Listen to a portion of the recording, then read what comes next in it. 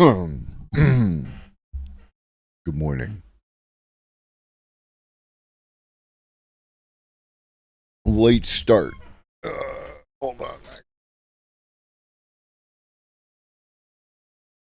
Drop it low for Jesus. Morning, Adam. Good morning, Peter. Good morning, Reed. Good morning, old lobster. Yeah. So you're aware I had a internet issue the other day. You may or may not be aware because all of a sudden dropped at the end of the Wednesday or in the middle of Wednesday's stream. Rage quit. And so I woke up this morning, fire everything up. Last night, my Wi-Fi seemed a little janky, but like it was last night. I woke up this morning and everything was janky as hell. And so what do? Like you tear everything out and you start over. So that's what I did.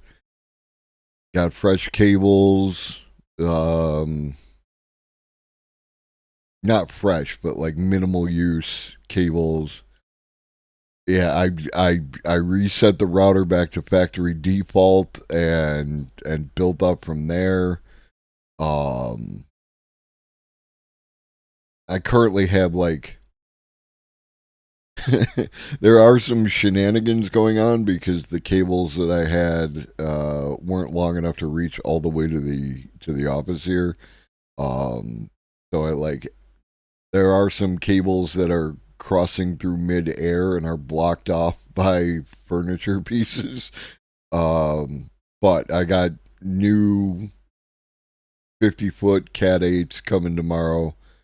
Um, so then I'll get those installed and everything can go back to not looking like some 90s hacker movie. Well, we're in business.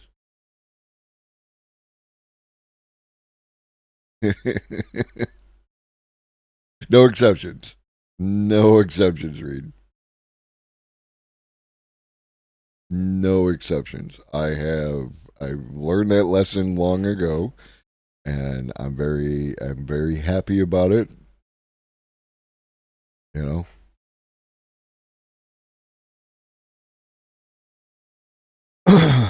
All right. And I got this thank you, shout out Levelhead, shout out. I'm going to actually physically do the thing. I was on Levelhead stream a bit yesterday and they were able to um help me get this set up so now it reacts to the sound of my voice, which is what I wanted. I'll probably get rid of the little joints on the side and just go with the big one. Um, this is the one I'm using now, this particular visualizer. That may change in the future, which is nice. There are hundreds of them. Um, so that's really cool. And I'm happy with it. I think it keeps with the overall aesthetic, gives something visually interesting to attract people. Um, yeah, like that. So on and so forth.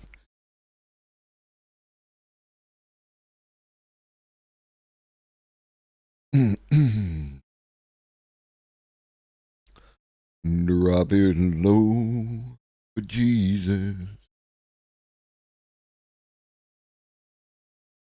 All right. Let me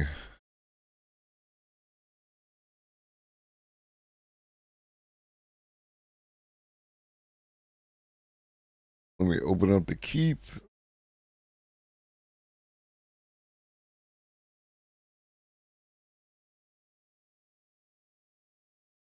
That was from yesterday. That was from Wednesday. This is today.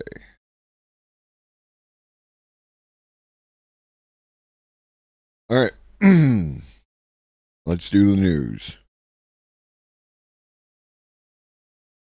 I'm also thinking about incorporating it in here somewhere.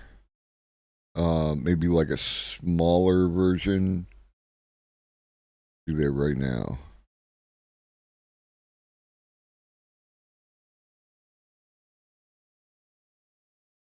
So we bring this in. Morning, Bark Eater. And I stick it like that.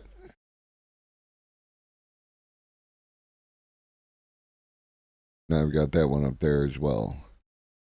That'll work, right? That's cool. And I can change the color, which I like about it. Just hit it with the filters, play with the hue shift, get something that's aesthetically agreeable.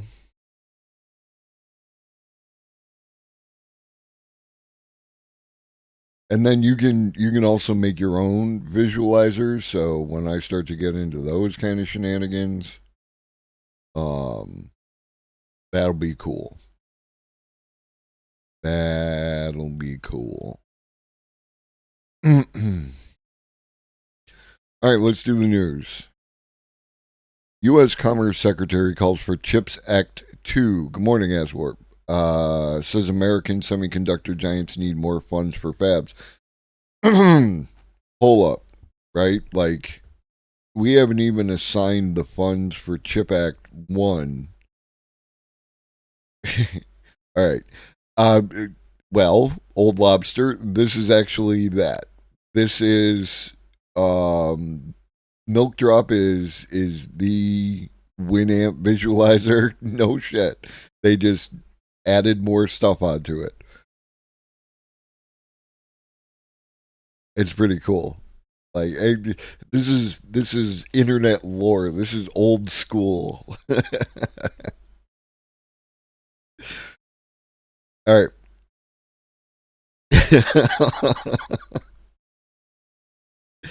You're killing me, Smalls. U.S. government admits that the American semiconductor industry needs additional funds. Let's get all the funds that we have, and maybe I'm like being a little whatever about it because, like, we do need to plan ahead, and if we are going to support this industry, which I think that we should, um, then we need to start now so that it can be in place going forward. However, again, I think we need to um, get the funds dispersed for people who have already, or for companies, excuse me, not people, companies that have already like engaged in the process, right? Like, do what you say you're going to do. However, again, I would like to draw your attention to the dichotomy between the way that American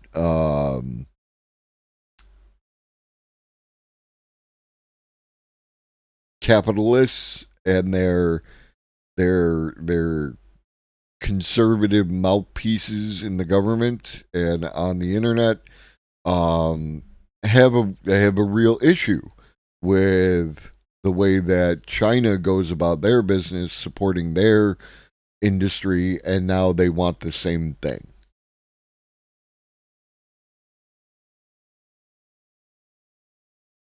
Yeah. U.S. Commerce Secretary Gina Raimondo emphasized the necessity for ongoing investment in the American semiconductor industry to regain global leadership and fulfill demand for artificial intelligence processors. She highlighted the significance of the U.S. government's effort to fund the chip industry amid global challenges during a virtual appearance at yesterday's Intel Foundry event.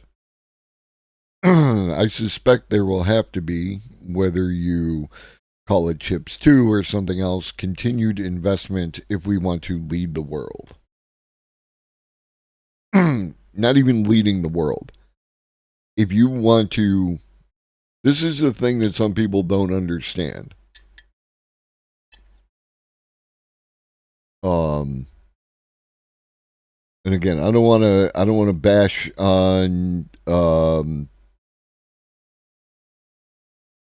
people who over romanticize nature and its relationship to humanity, and I don't want to bash on the degrowth people and any of that stuff, but you can't just like, okay, we're going to stop here with development.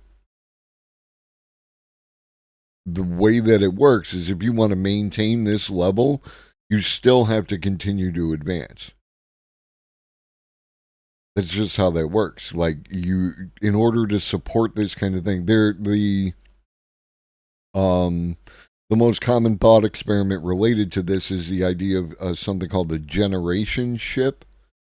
And the generation ship is like, let's say you want to travel to Alpha Centauri.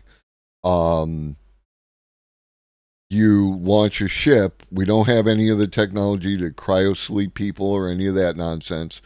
We're going to need colonists once we get there so that everyone's on this giant ass ship and they're going to basically live their lives over the course of this trip. And then they're going to have kids and they're going to have kids and so on and so forth.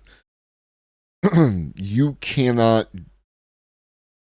actually have to like have an advanced form of technology beyond what you expect to have at the end of that trip because of the degradation and loss over time and no limited ability to innovate. That's just how that works. You cannot just we're going to go this far and no further because it will degrade over time. Raimondo's remarks underscored the importance of the semiconductor sector, particularly in light of the increasing computational demands of AI technology. She cited her discussions with Sam Altman, who is seeking U.S. government support for his chip venture. According to Raimondo, the sheer volume of chips required for AI applications, as projected by industry leaders, is astonishing. Meanwhile, a surplus of AI processors will enable more companies to adopt artificial intelligence, which will be a competitive advantage for the U.S.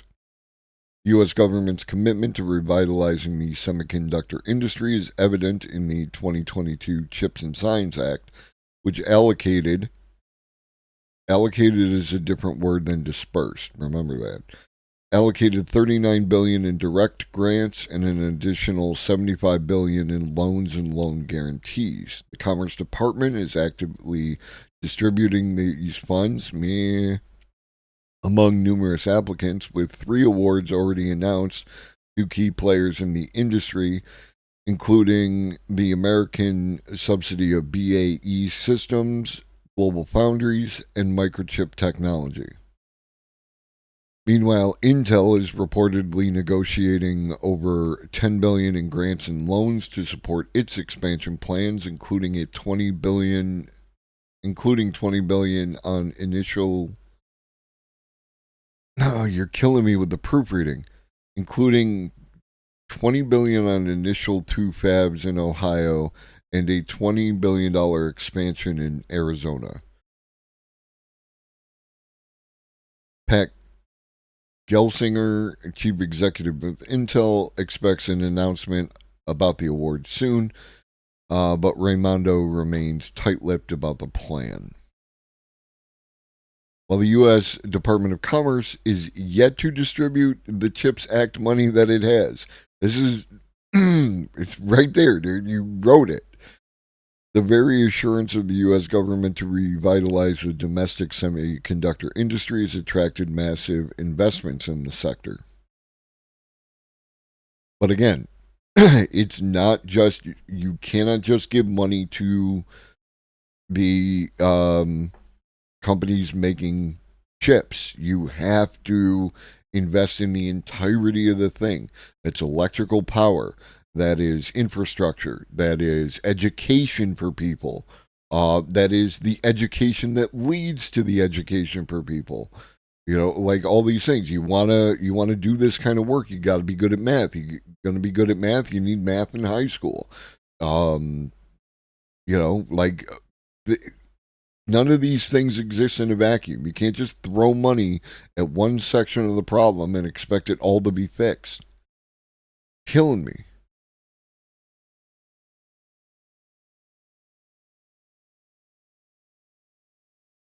From the Register, prompt engineering is a task best left to AI models. Large language models have given rise to the dark art, really, of prompt engineering. There's so much magic and wizardry imagery with these people, and it's like, and I get it, like, because once you learn to do electric, once you learn to do electrical work, people tend to look at you like a wizard and refer to you as a wizard because you make the lights go on and you make the power flow and all that kind of stuff. But always maintain yourself. Large language models have given rise to the dark art of prompt engineering, a process for composing system instructions that elicit better chatbot responses. As noted in a recent research paper, the unreasonable effectiveness of eccentric automatic prompts, great name, seemingly trivial variations in the wording of prompts have a significant effect on model performance. Absolutely. The absence of a coherent methodology to improve model performance via prompt optimization has led machine learning practitioners to incorporate a so called positive thinking into system prompts. The system prompt instructs a model on how to behave and precedes the user's query. Thus, when asking an AI model to solve a math problem, system prompt like "you're a professor in mathematics" probably, though not always, produces better results than omitting that statement. Rick Battle, staff machine learning engineer at VMware, told the Register in a phone interview that he's specifically advising against that. The overarching point of the paper is that trial and error is the wrong way to do things. Okay.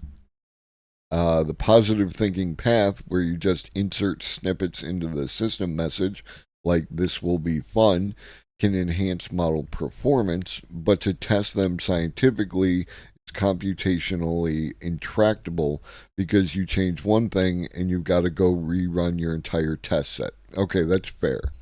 That's fair. A better approach is automatic prompt optimization, enlisting an LLM to refine prompts for improved performance on benchmark tests. Prior research has shown this works with commercial LLMs. The downside of doing so is that it can be rather expensive. Conducting this experiment involving 12,000 requests per model using GPT 3.5 and 4, Gemini, or Claude would have cost several $1,000s. The point of the research was to discover if smaller open source models can also be used as optimizers, and the answer turned out to be yes. I feel like I've heard this before, though.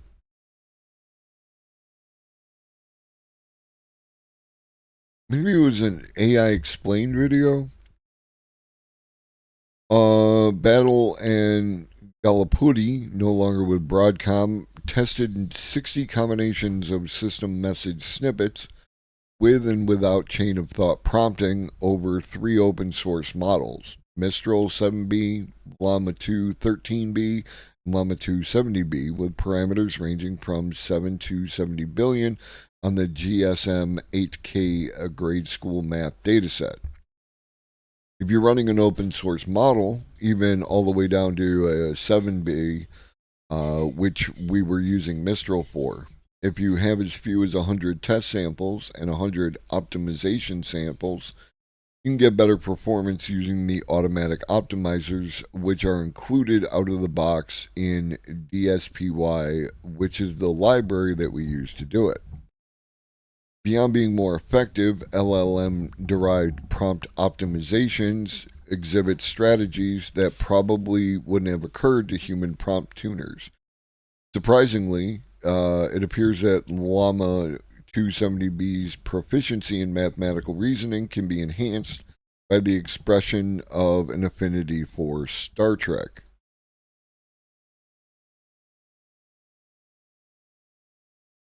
Neat. Um,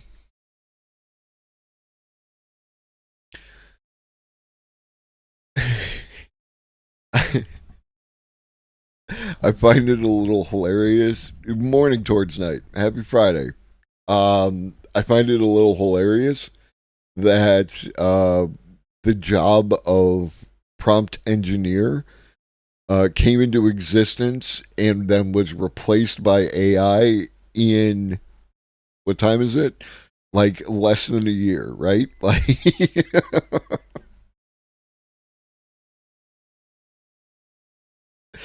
oh. Gemini News. Google pauses Gemini AI image generator after it created inaccurate historical pictures. Um, the redacted Kevin, the rare otter. I appreciate you. Welcome in. Google on Thursday said it is pausing its Gemini artificial intelligence image generation feature after saying it offers inaccuracies in historical pictures.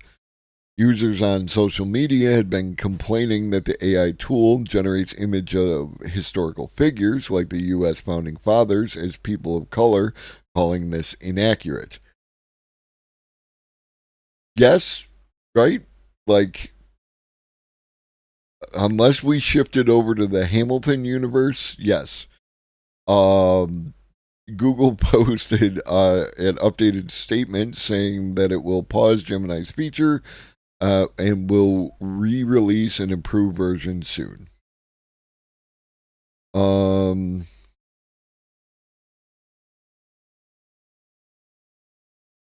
is there anything else worth touching on within here?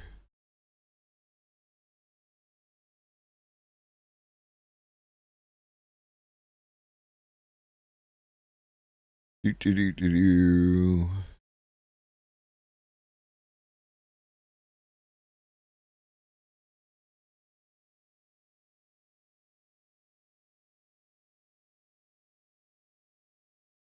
No, not really. Okay.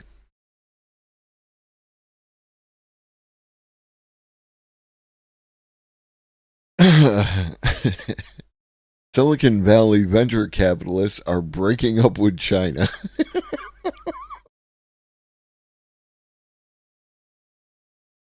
I swear to God, these people. Under intensifying scrutiny from U.S. lawmakers, top firms have pulled back from investing in Chinese startups. DCM Ventures, a Silicon Valley venture capital firm, began investing in China startups in 1999. The move reaped such blockbuster returns that in 2021, DCM said it planned to double down on its strategy of investing in China, the United States, and Japan. Yet when DCM set out to raise money last fall for a new fund focused on very young companies and promoted its cross Pacific expertise, the firm described plans to invest in the United States, Japan, and South Korea, according to a fundraising memo that was viewed by the New York Times. China was not mentioned. DCM's messaging is one example of an industry wide shift happening between Silicon Valley investors and Chinese startups. U.S. venture capital firms that once saw China as the next frontier for innovation and investment returns are backing away, with some separating their Chinese operations from their American business and others declining to make new investments there. The about face stems from the tense relationship between the United States and China as they jockey for geopolitical, economic, and technological primacy. The countries have engaged in a trade war amid a diplomatic rift. enacting tit-for-tat restrictions, hardly, including U.S. moves to cube future investment in China and to scrutinize past investment in sensitive sectors. I mean, this is what you wanted, right? You wanted free markets, you wanted capitalism, you wanted all that. The money's going to go where the money can be made, right? Right? Right? It was an incredibly fruitful partnership for a long time. Now he said most investors are looking for places to invest those dollars because the market is effectively closed. Why is the market effectively closed? Why is the market effectively closed?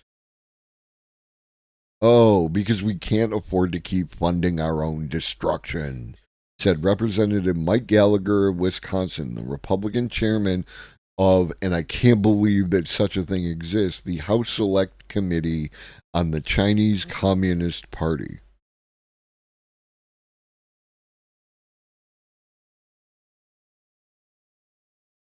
And in an example of bipartisanship, Representative Raja uh, Krishnamurthy of Illinois, the top Democrat on the committee, said Congress might look at other areas where U.S. venture capitalists had invested in China, including biotech and financial technology. Yay, bipartisanship.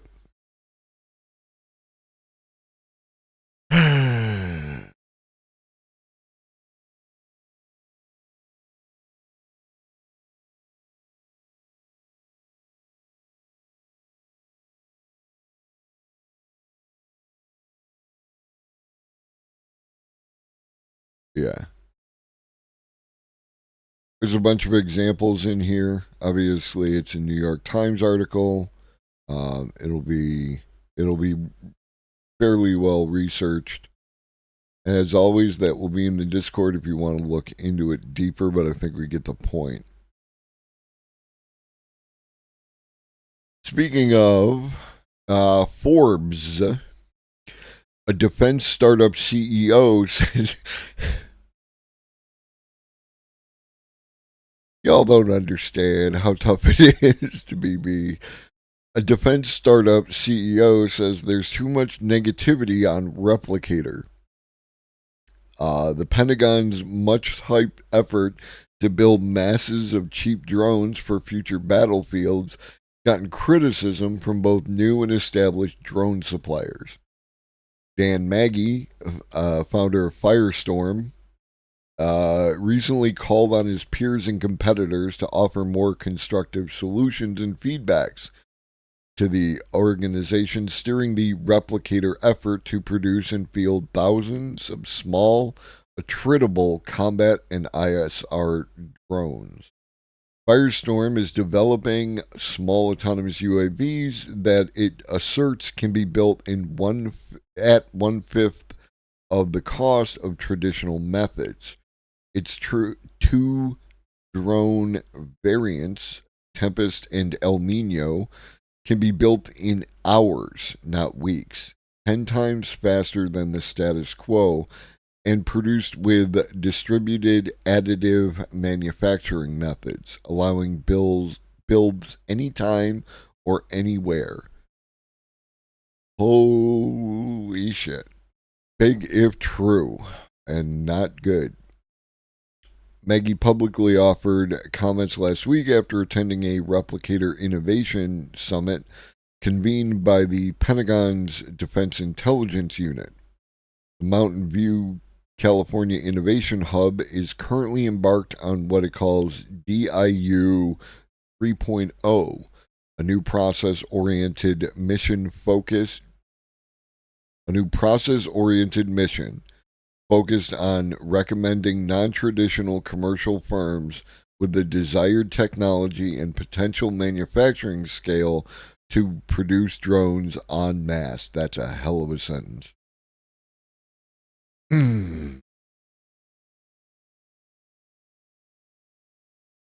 The organization makes its recommendation to DoD's Deputy Innovation Steering Group Uh, DISG is the replicator decision maker. DIU is not. This has led to friction between DIU and the drone developer community. Secretary Hicks announced that she had selected capabilities, not particular systems, for Replicator as the new year opened. On February 15th, DIU Director Doug Beck told the House Armed Services Committee that DISG had chosen the first tranche of systems it will field through Replicator. But neither DIU nor DISG will elaborate on what systems and capabilities were chosen. During the Innovation Summit, Aditi Kumar, DIU's deputy director, said the Pentagon is still planning how it will share information on the effort going forward. We want to be very careful about how we communicate with the broader public and by proxy our adversary. Who is our adversary?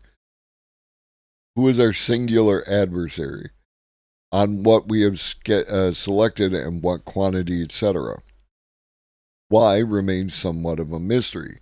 Information of the scale of acquisition of the inexpensive, relatively low technology autonomous drones the Pentagon is acquiring would arguably have a deterrent effect. It absolutely would, signaling U.S. resolve and speaking to the commercial startup community that Replicator is seeking to leverage.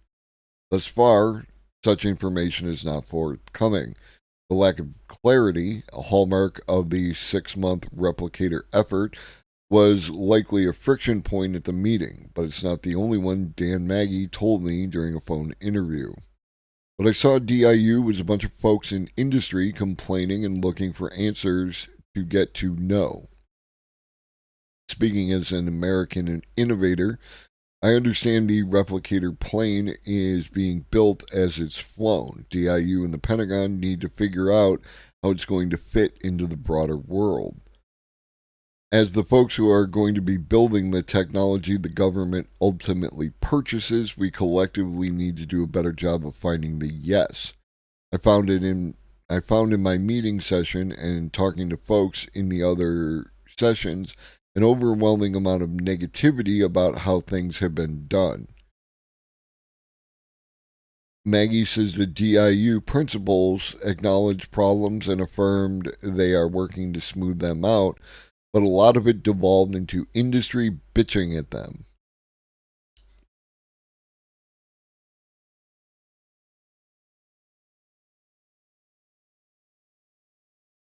Wee.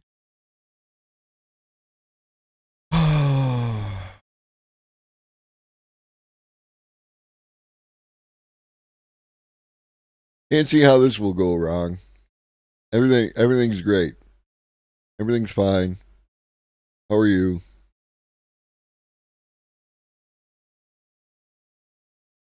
All right, now we shift to positive again. Space travel. U.S. company reveals largest capsule ever built for human space travel. Space Perspective, a U.S. based company, is set to revolutionize the way humans experience space. Space Perspective, a U.S. based company, is set to revolutionize how humans experience space.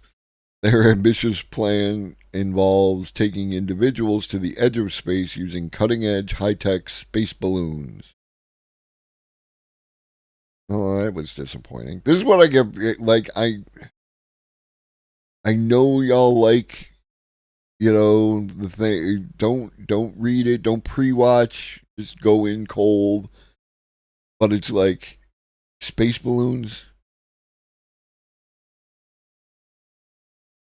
I thought we were putting this on like a rocket.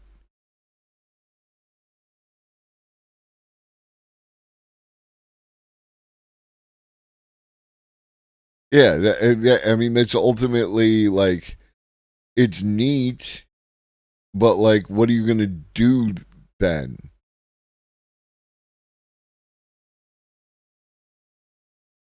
Yeah. This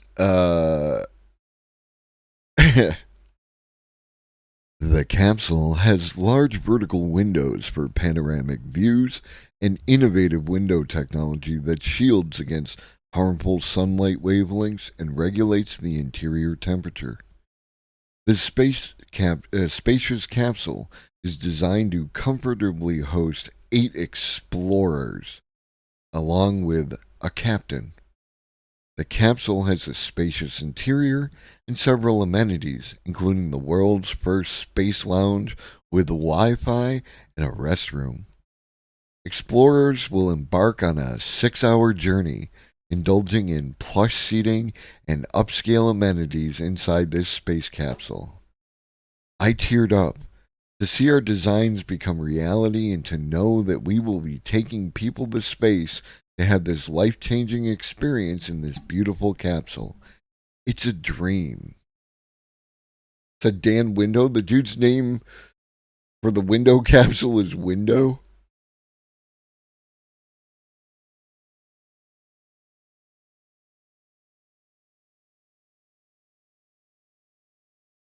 Yeah. Maybe there's something else that could be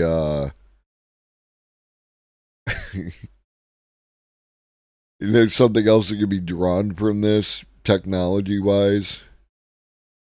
The 125 grand to go for a ride in the space balloon.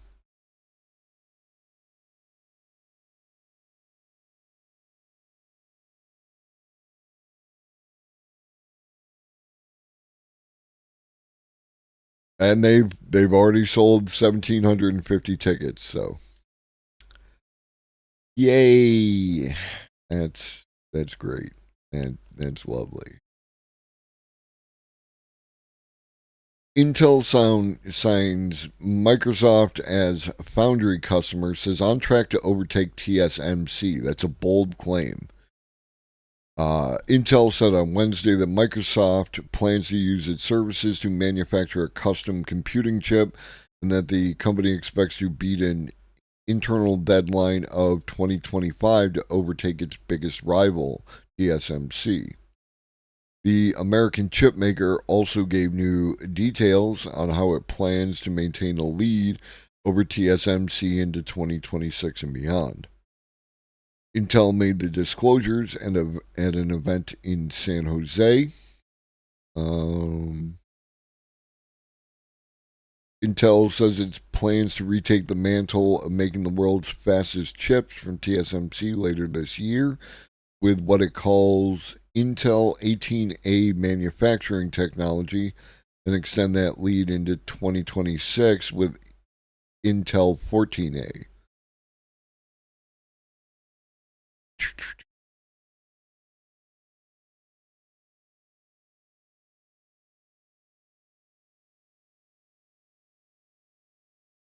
I'm seeing a lot of like hoping, counting on,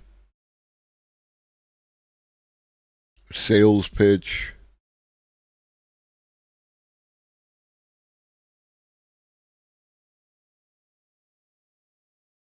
Four large customers signed up, but it has yet to name them.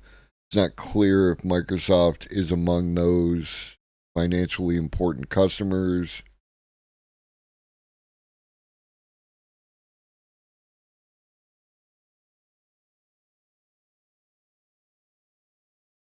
So we shall see. Big caveat on that one.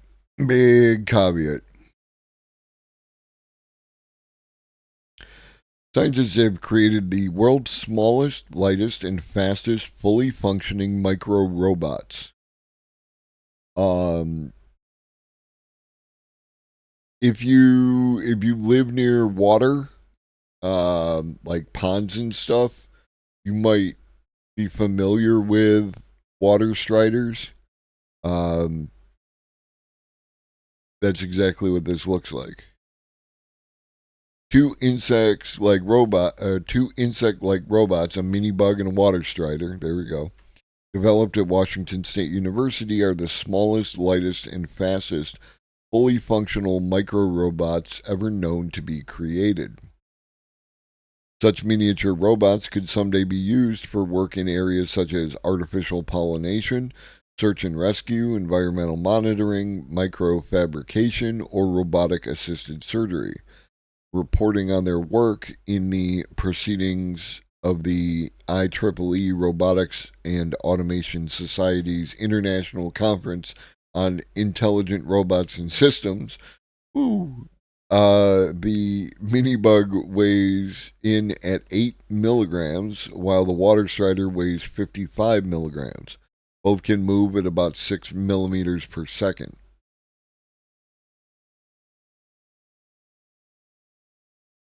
That is fast compared to other micro robots at this scale, though it still lags behind their biological relatives. An ant typically weighs up to 5 milligrams and can move at almost a meter per second. So this is them, at least conceptually, in relation to a quarter. The actuators are the smallest and fastest ever developed for micro robots.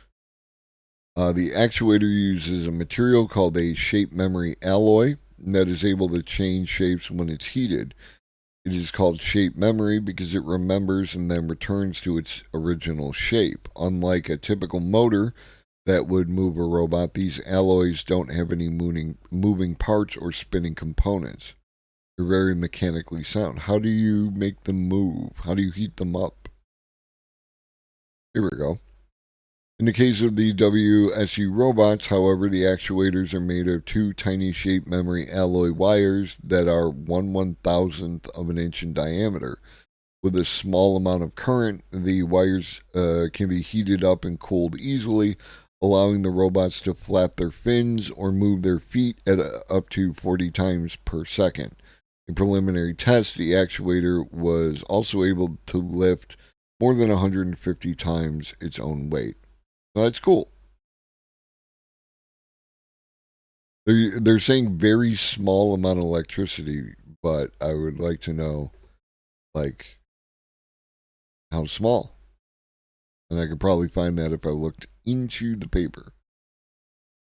I might look at that later.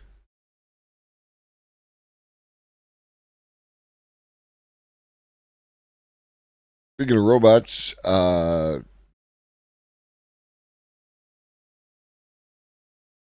startup emerges from stealth with 25 million for robots that lay bricks as fast as humans and fill the huge shortage of laborers. Bricklayers have a tough job. It requires skill and experience. It does.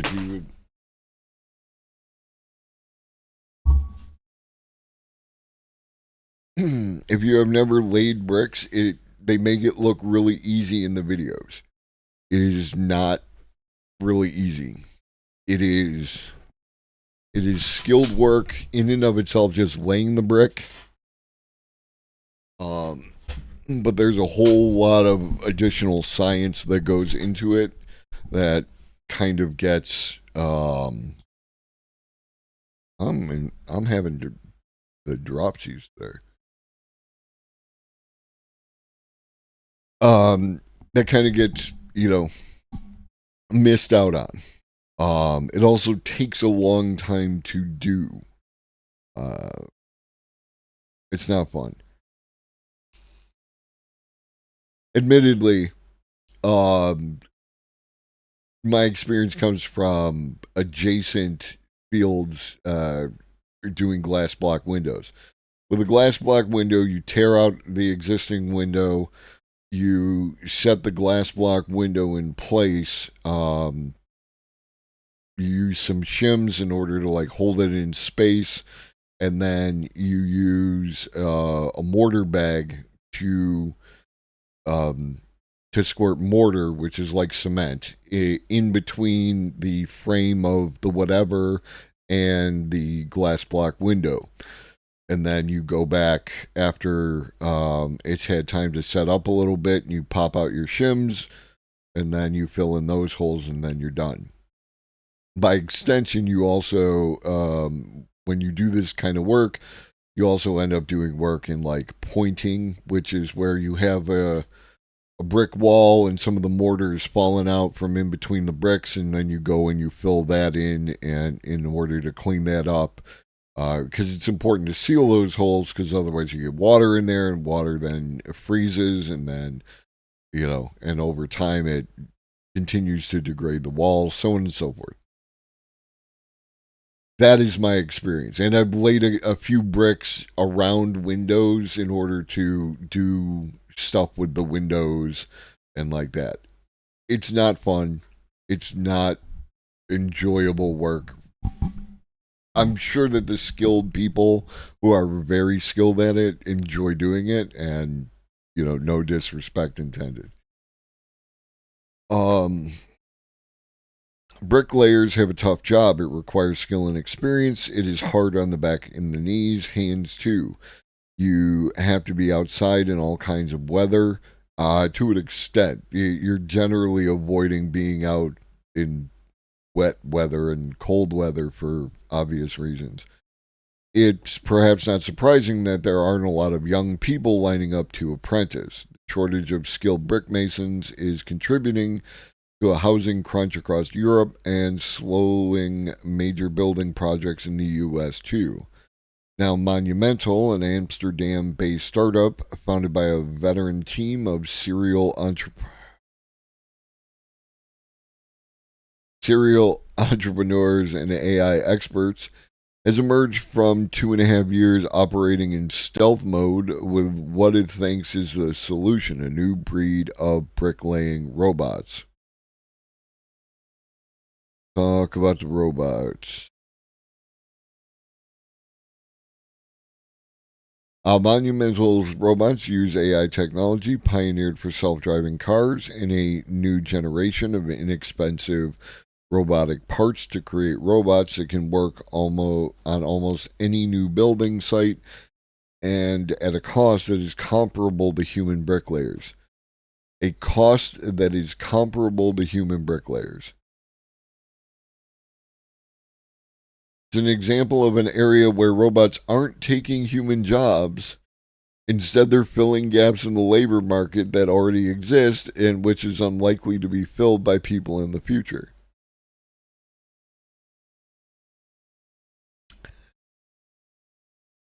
Okay. Hi, Stampy. For example, the Netherlands requires 100,000 new houses a year to keep up with the growing population, driven in part by immigration as well as government policies to stimulate home ownership. But the country only has enough construction workers. Jesus Christ, you moose. Up here. Up here. Looking. Wow. Such a moose. Um,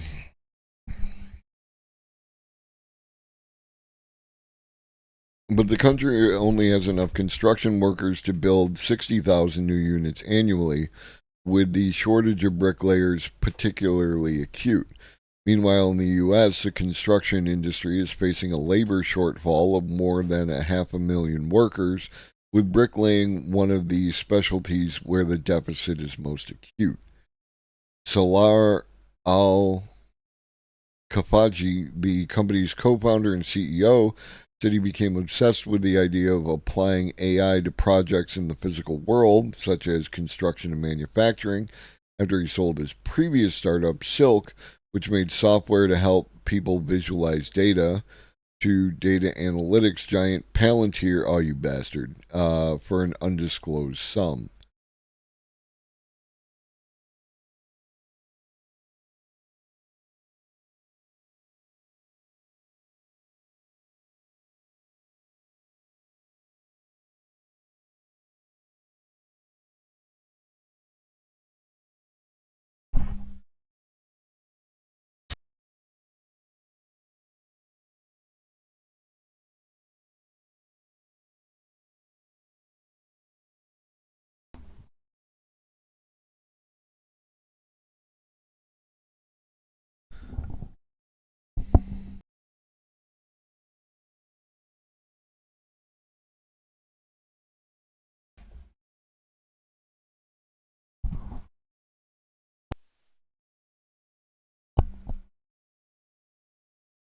Uh-oh.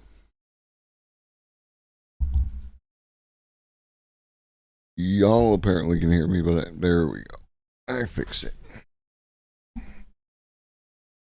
That is, good morning, Dame Karen. That is Stampy. Stampy is a moose. Stampy weighs 1,000 pounds.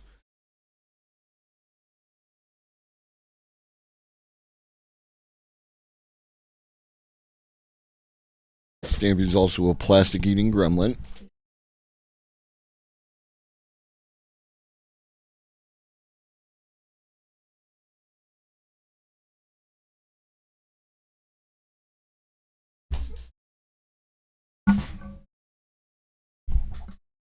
Yes, Stampy.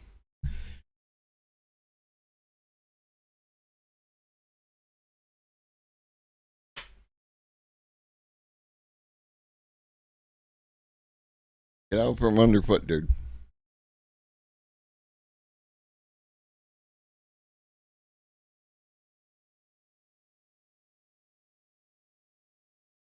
And so Hostess put out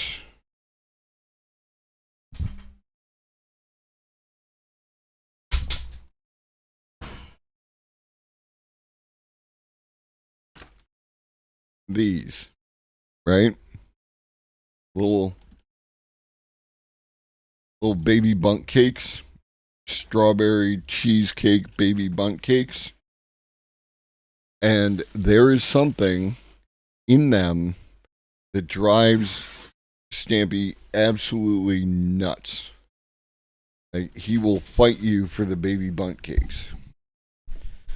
And so he's trying to get the wrappers from them out of the garbage. Yeah.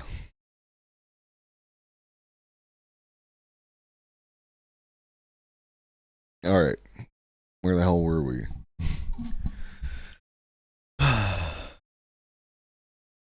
Bricklayers. A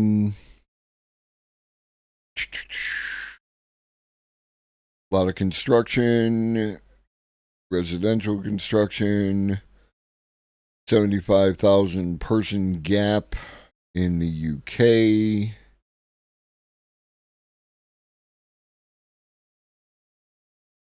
Other companies have tried to build bricklaying robots before, and they haven't exactly transformed the industry. But most of those robots were large and expensive machines that required a construction site to be specially modified to accommodate them. Others could only lay an unusual type of brick or could only lay one particular brickwork pattern. Also, most of the previous companies tried to sell the physical robots to the construction companies, which often balked at the price tags that ran into the hundreds of thousands of dollars for a single machine. Monumental has tried to address each of these issues. First, its robots are relatively compact and can deal with the chaotic environment of most construction sites using autonomous navigation techniques, first used for self-driving cars and trucks to help them steer around obstacles and people. The robots have chunky rubber wheels to help them negotiate bumpy, gravelly, or sandy ground. The company uses a team of 3 robots to lay the bricks. One picks up the brick from a pile and drives them over to the bricklaying robot. The next does the same for mortar, which is typically dispensed from a large storage silo.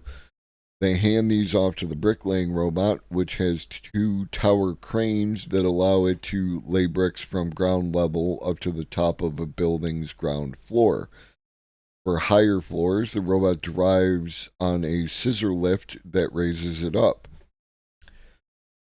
The bricklayer deposits mortar and lays the bricks autonomously. But the process still requires a human mason to do the pointing, smoothing out the mortar, and also install the wall tiles that anchor the bricks to the rest of the house. Okay, so this isn't a complete replacement. The point, you know what bricks look like, obviously, and you know what a brick wall looks like. So you have the bricks, and then you have the mortar that runs in between them, and that usually is like beveled inward. Um, that can be done with either a finger or there's a tool that does basically the same thing. So like that still needs to be done by a human at this point in time. And then the wall ties, occasionally you'll see them.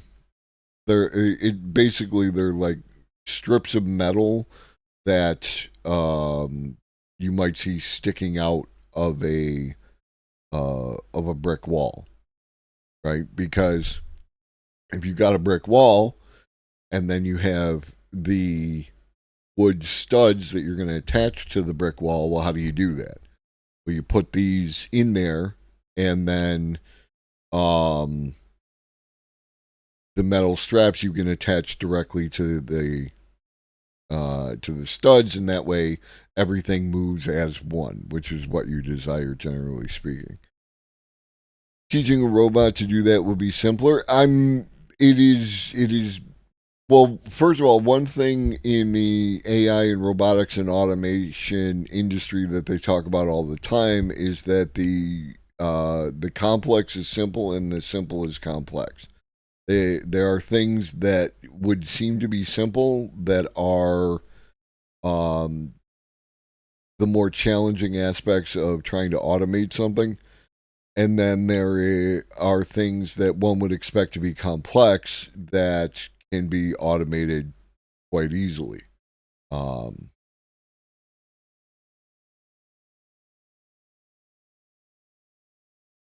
so yeah, there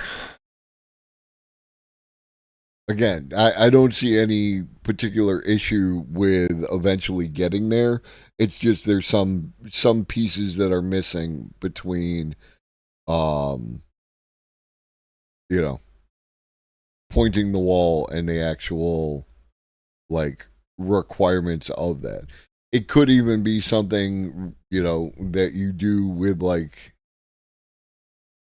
either an attachment to the robot or another robot that is able to scan the bricks with computer vision and then go along with the tool, or like a variation on the tool afterwards. There's I don't see any reason why it can't be done. It's just not done yet. Um, and while monumental robots are much cheaper than conventional industrial robots with components that just cost 25,000 or a tenth what competing robots cost, Monumental doesn't sell them to construction firms. Instead, it sells bricklaying services, charging customers by the brick laid, which is exactly how human masons typically charge in Europe, and at a price that is comparable to a human bricklayer. Service includes a human bricklayer who helps oversee the robots and do the bits of the job the robot can't do.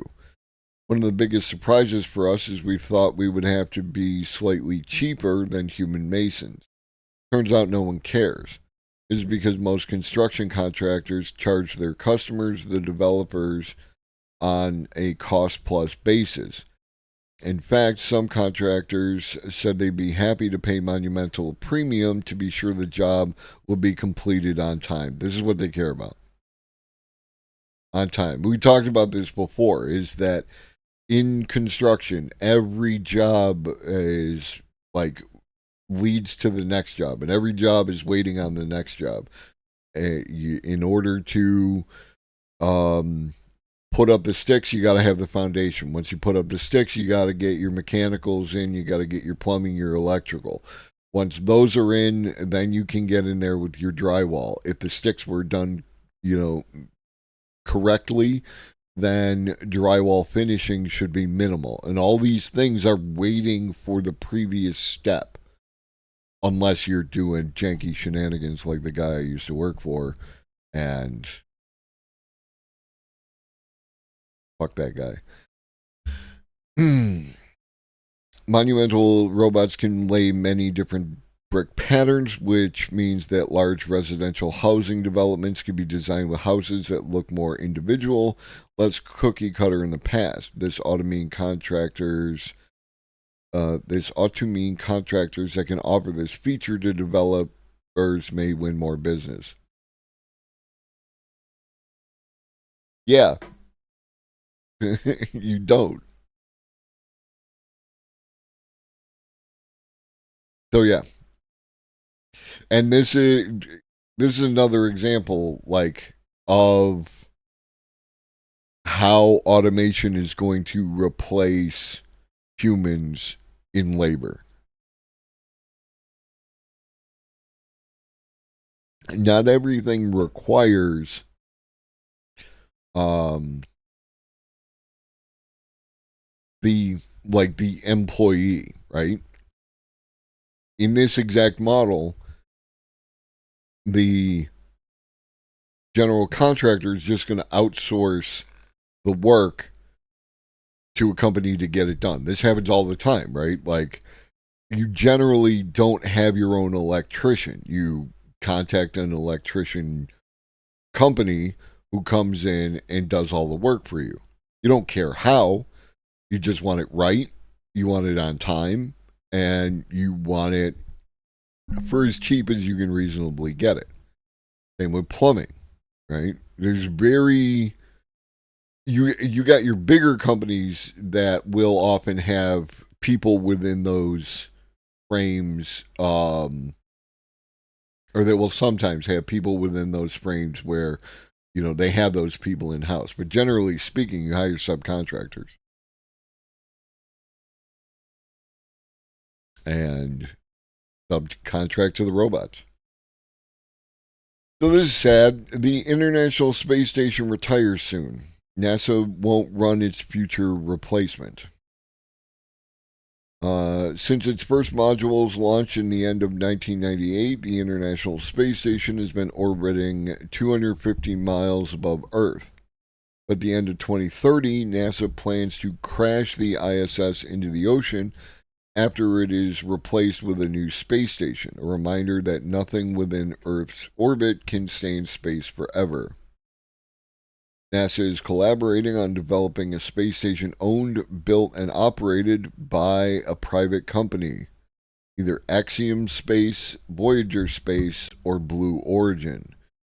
NASA is giving each company hundreds of millions of dollars in funding and sharing their expertise with them. Eventually, they will select one company to officially partner with and have them replace the ISS. NASA says this will help them focus on deep space exploration, which they consider a much more difficult task. Well, I only recognize one of these three, and that's Blue Origin, and that's the Bezos dick rocket.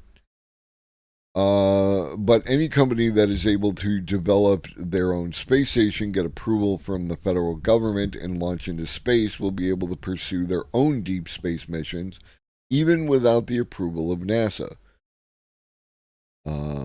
Let us hope there is coordination. Bill McAllister, director of the Commercial Space Division of NASA, told NPR's Morning Edition that NASA doesn't want to own in perpetuity everything in low Earth orbit, which is up to 1,200 miles above Earth's surface. We want to turn those things over to other organizations that could potentially do it more cost effectively, and then focus our research and activities on deep space exploration. McAllister said the ISS could stay in space longer, but it's much more cost effective for NASA to acquire a brand new station with new technology. NASA would then transition to purchasing services from commercial entities as opposed to the government building a next generation commercial space station. Lovely. You can. I do agree with the new space station with new technology. Like we're talking 1998 to now, so 25 years, or 26 years, and that's like the difference in the tech that we have between then and now is considerable enough that a new space station, I'm not against that idea, right? Um, I would prefer if we were doing something like, maybe recycling what could be recycled, and using it in space or elsewhere. Um, but they don't call me. How space stations from the past inform the future. It was designed in the 80s, so the technology when it was first built was very different from what is available today. And there's another factor, right? Like it was designed in the 80s. Um, I was talking with my friends about what the hell were we talking about? I can't remember the specific piece of technology, but that when you're developing something like this or that kind of stuff, at some point in time you have to call it good for your design. Like, okay, we're going to start designing here. So there may be future developments in technology, but a lot of that we're just going to have to forego because for a project this size, we need enough time to make sure that everything works together. And we can't necessarily incorporate any technological developments that happen after we start the design phase. And that's just the nature of that's just how that works. If you keep updating to the latest thing, you'll never get started, let alone done. Would you allow a company with no track record to build you a new house? Would I? Is NASA kind of collaborating themselves out of existence? No, they're transitioning to again to deep space stuff. They want to focus on scientific research, things like your James Webb's, things like your Voyager spacecraft, and then the other ones that have come since. And by deep space, they're talking about outside of Earth orbit, right? Like they're talking Mars, uh, Jupiter's moon, Saturn's moons, these kind of things. That's where they want to focus. And it's fair. I would prefer like an overarching government agency that does regulations and requirements and things like that. Well, they say that. Um, McAllister says the ISS can stay in space longer. It's much more cost effective for NASA to acquire a brand new station with new technology.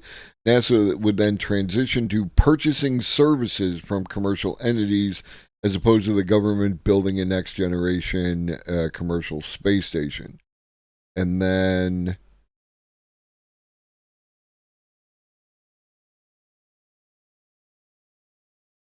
about how any company that is able to develop their own space station, get approval from the federal government, and launch it into space will be able to pursue their own deep space missions, even without the approval of NASA.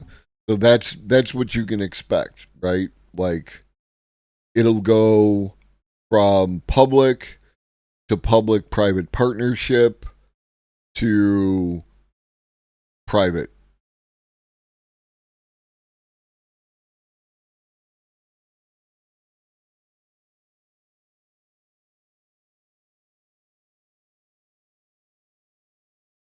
Blue Origin do 15-minute trips to the edge of space. They've yet to put anything into orbit. Like,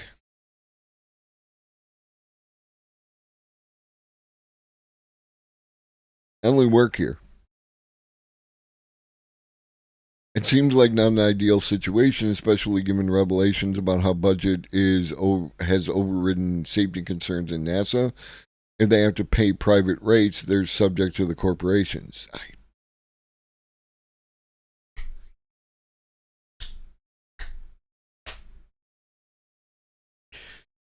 After Dame Karen, like, I mean, if we go the Star Trek route, we have to have a whole nuclear war and then genetically engineered overlords that we fire into space after overthrowing them, and then we get space communism. Yeah, not ideal.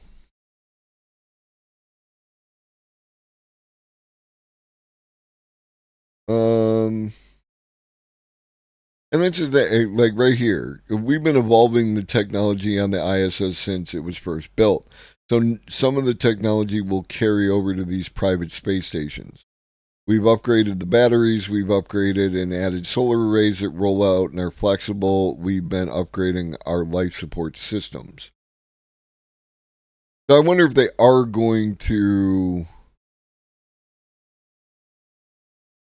Okay, so yeah, maybe they will be recycling some of it.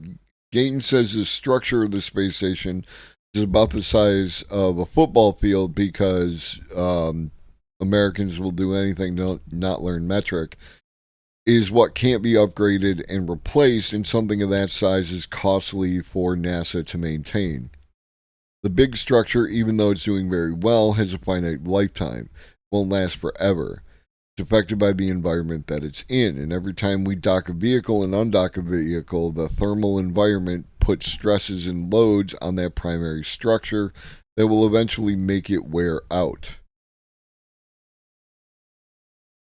Gayton says we can expect a new space station to be designed a little more efficiently and right sized. Ooh, for the amount of research that NASA and its partners are going to want to do in low Earth orbit. Seems not so, especially given the paranoia about national security and not wanting to even allow chips from another country. NASA uses metrics as do hospitals. Get with the program, America. Yes. Replacing the word international with corporate America. Yes. Your McDonald's space station is ready for launch.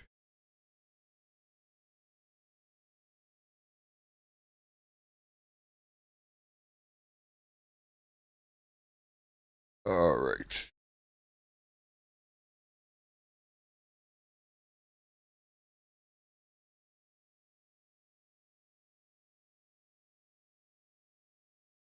What else we got? Few more articles left. Hi, Stampy.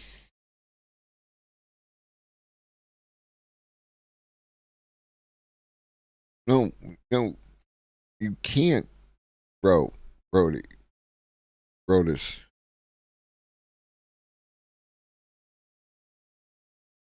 No, you step on my keyboard, I have all kinds of problems.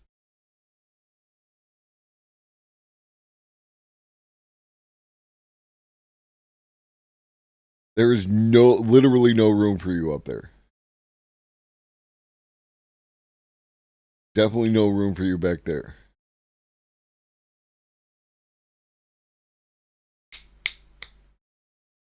And you can't rub on things.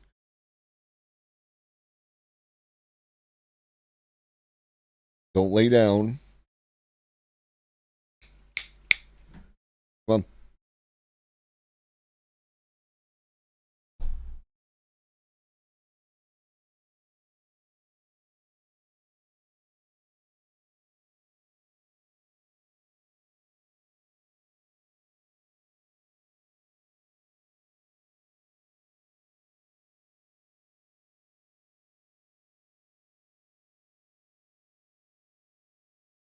As long as I can control the keyboard, you can sit here, okay?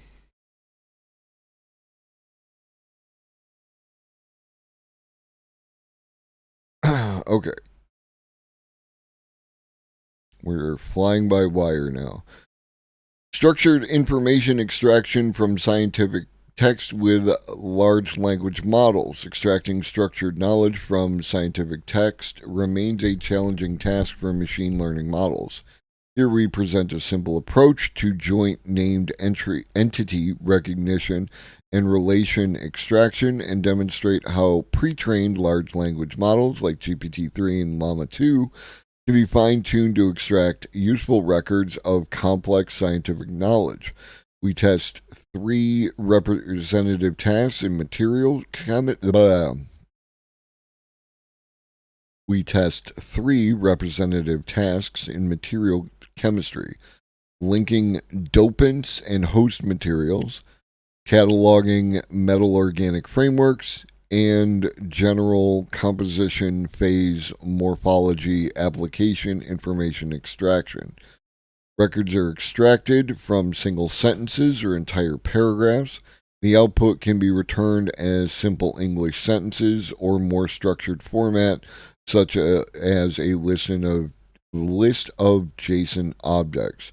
This approach represents a simple, accessible, and highly flexible route to obtaining large databases of structured, specialized scientific knowledge extracted from research papers. What I've been talking about, it's nice to see we're getting there.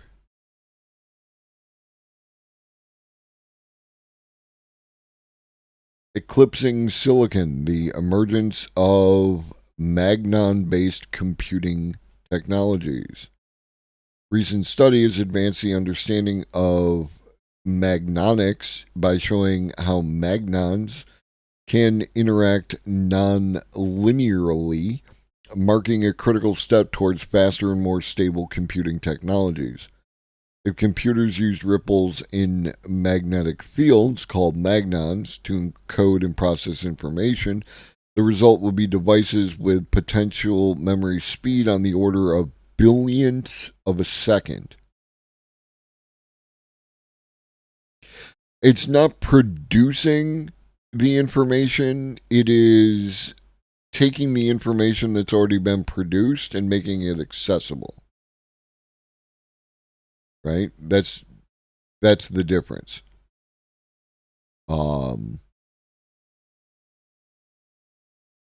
Like there is way too much information to know all the things, and the idea is that you can combine the things all into one package. Fair enough, we shall see.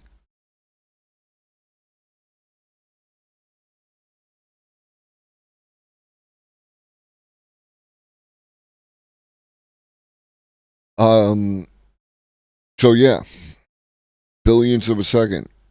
UCLA researchers and partners caused 2 distinct types of magnons to interact. Don't start this shit.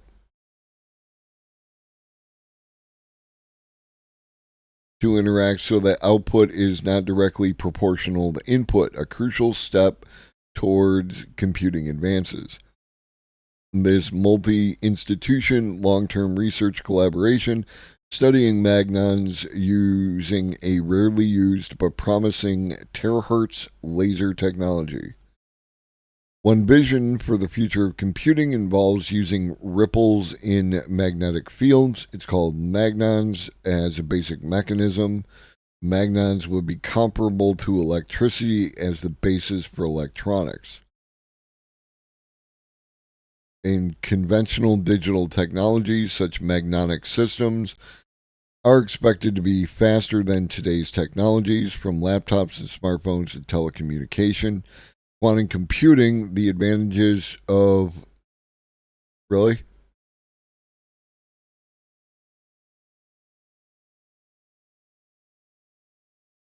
Yeah. The image of the mouse was bad. Um,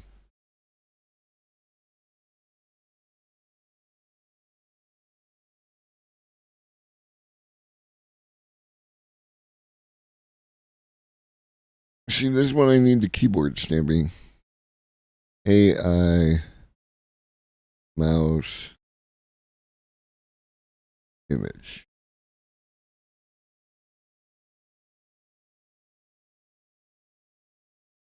And of course, I don't get it.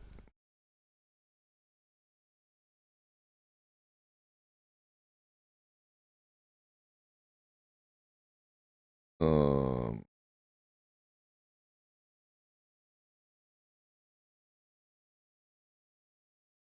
Maybe that'll help.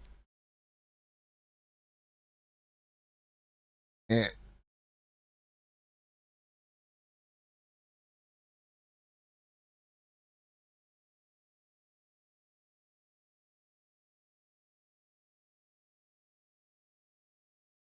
Here we go.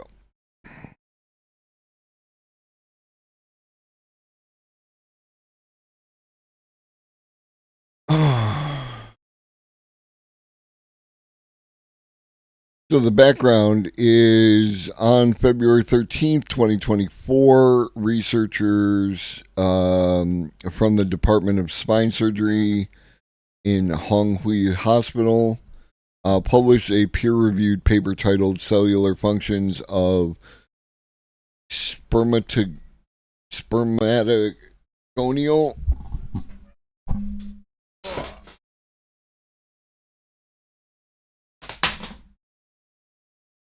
I mean, it doesn't have to be censored. It is, it's science. Even if it's not science, the fact that it's not science is science, right? Like, there's a whole thing,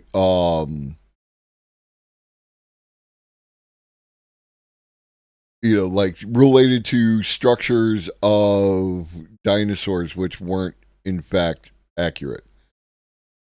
Now, is it not suitable for work? Yes, it's not suitable for work, but that's different. And so there's the image, and how did it get past peer review? So they did it, and they posted it, and then it made it to the subreddit, and then they retracted the paper.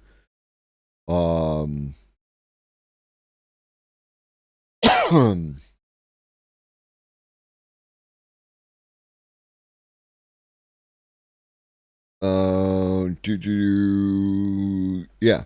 So, what I would like someone to do is point to why this is an issue of artificial intelligence, right? This, again, is an issue of human beings, right? Human beings used an AI art generator to generate this, and then through whatever convoluted thinking, included it within the paper.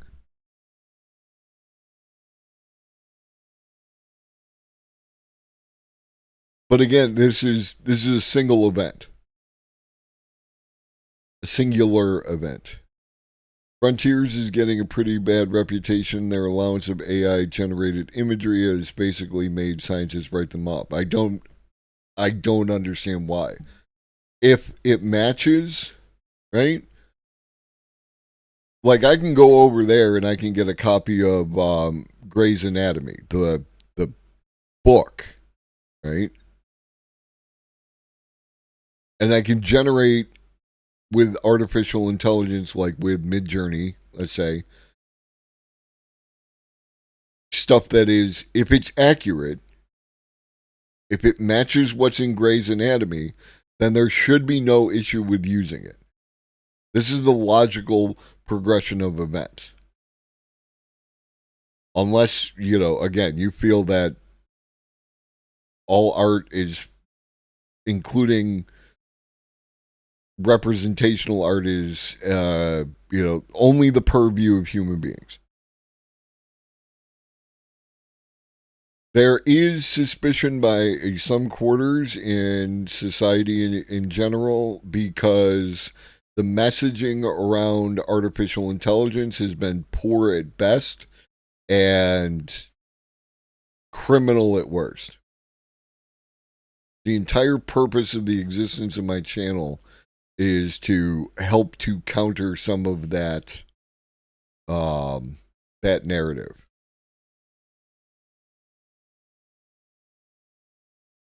Yahoo lays off the leaders of Engadget. 10 people at the outlet are losing their jobs, and the editorial staff will be split into 2 sections. A memo says strategy will focus more on traffic and collaboration with sales and SEO. Nearly 20-year-old tech publication Engadget is laying off staff and restructuring editorial teams today with a new focus around traffic and revenue growth. The changes are designed to give the outlet a stronger emphasis on commercial revenue while removing key editorial leaders from its newsroom, including its editor-in-chief. Engadget, which is operated by Yahoo, will lay off 10 employees, according to people with knowledge of the situation. who say staff were blindsided by the decision. In addition to cutting staff, the editorial team will split into two sections: news and features, and reviews and buying advice. The news teams will focus on traffic growth, while the reviews team will report to commerce leaders.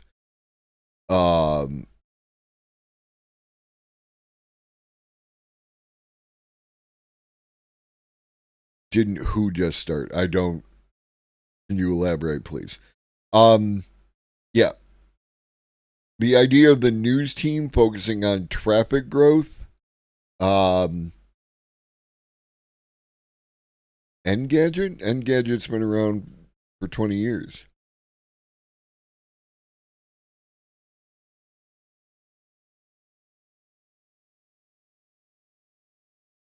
The news team focusing on traffic growth leads to clickbait headlines. Straight up.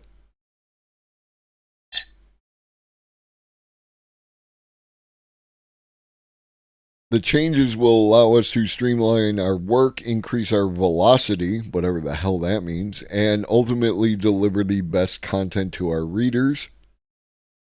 Sarah Priestley, allegedly, Engadget's general manager.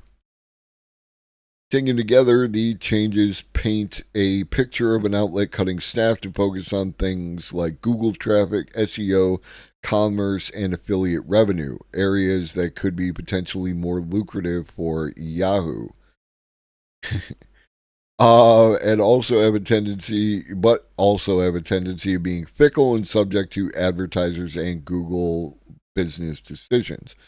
The main character of its news and features team, for example, will be traffic growth through high quality, timely coverage. That would be good. The reviews and buying advice team will focus on evergreen content and guides. In other words, stories found via search that drive affiliate revenue. Priestley, who previously was VP of Digital Marketing Operations at Red Ventures, also wrote the collaboration with sales and SEO teams is key moving forward. We're making changes to the size and complexity of our organization in order to better streamline our efforts. This simplified structure is intended to help increase velocity while we create top quality content that's relevant and valuable to our audience. Engadget has played a vital role. Oh, this is somebody else. Oh no, I'm sorry. This is Caitlin Brahoni, a spokesperson. Engadget has played a vital role in tech journalism for 20 years, and we're confident that these efficiencies will support future growth and set us up for the long term as we continue to deliver the best experience for our readers.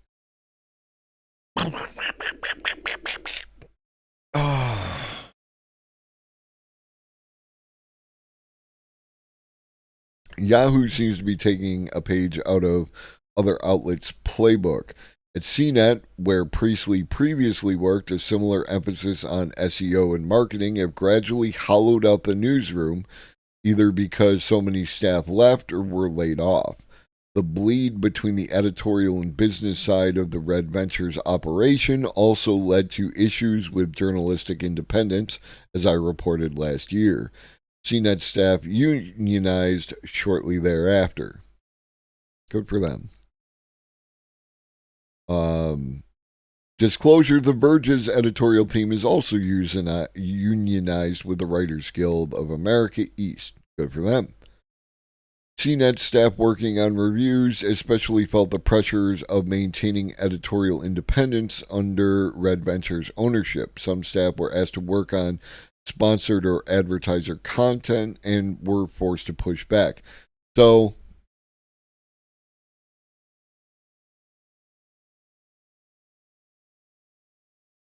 is always the issue with reviews, right? If your entity writes reviews for any particular piece of technology or anything, right? But we're focusing on technology. if your entity is writing reviews for technology, then at the very least it looks bad, right? Question of optics, question of at least maintaining the illusion of independence from that advertiser, right? If you are reviewing MacBooks and you take advertising dollars from Apple, that makes you look bad, right? It's at least questionable, right? How do I know that you didn't like kind of make it look better? And not any individual, like, the writer may be trying to do a good review. I checked out the latest MacBook. It does this, and this. It doesn't do that, and that. And then the influence of some functionary within the process is like, can we punch this up a little bit? Can we kind of play up the good things and kind of downplay the negatives? Now, your tools against this are, as always, healthy skepticism and media literacy. But it still puts people in the awkward situation of having to do that as opposed to being able to rely, like Dave Carrot says, is like CNET, right? Like, how much can I trust what CNET is saying if they take advertising dollars from the company that makes the thing that they're reviewing?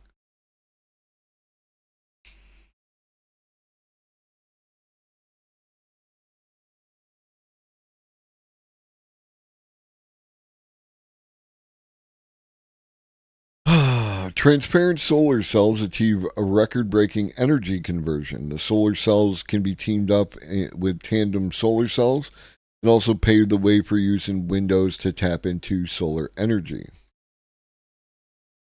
Researchers at the Korea Institute of Energy Research have developed perovskite based semi transparent solar cells that have a record breaking 21.68% energy conversion efficiency, press release said.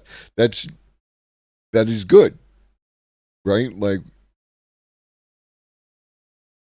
make sure I'm not out of date. Solar panel efficiency.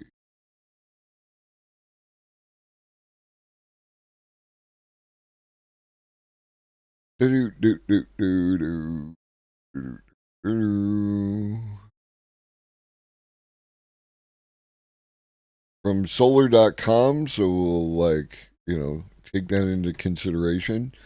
But here's an example of a variety of different solar panels and models, and they range between 22.8 and 21.04.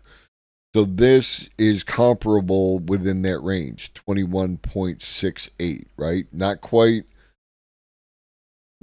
the top in efficiency, but well above the bottom.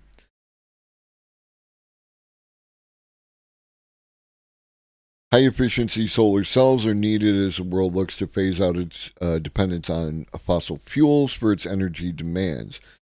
Conventionally deployed solar cells have an energy conversion efficiency of only 20%. Like, we just went and looked. To improve, and again, this is interesting engineering, which is decent, but you again, it's a place to practice healthy skepticism and media literacy. But they tend to have links to what they're talking about. Meaning we cannot tap into 80% of light incidents on existing solar infrastructure. To improve this ratio, they have been working with materials such as perovskites that can deliver high energy efficiencies. Some teams want to tap into more solar energy by repurposing windows and glass facades as solar panels.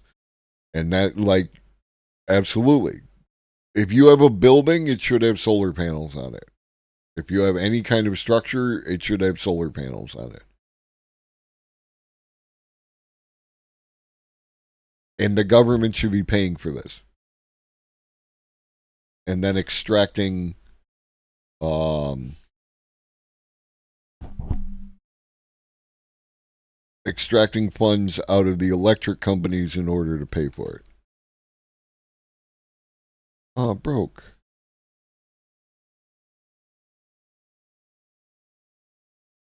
I'm having a time, y'all. Universe heads towards entropy. It's not significantly more efficient than what exists. The semi-transparency might be the selling point. That is absolutely true. Like, again, the idea that you could put it on Windows, right? I have one, two, three, four windows, right, that face the sun side of the house.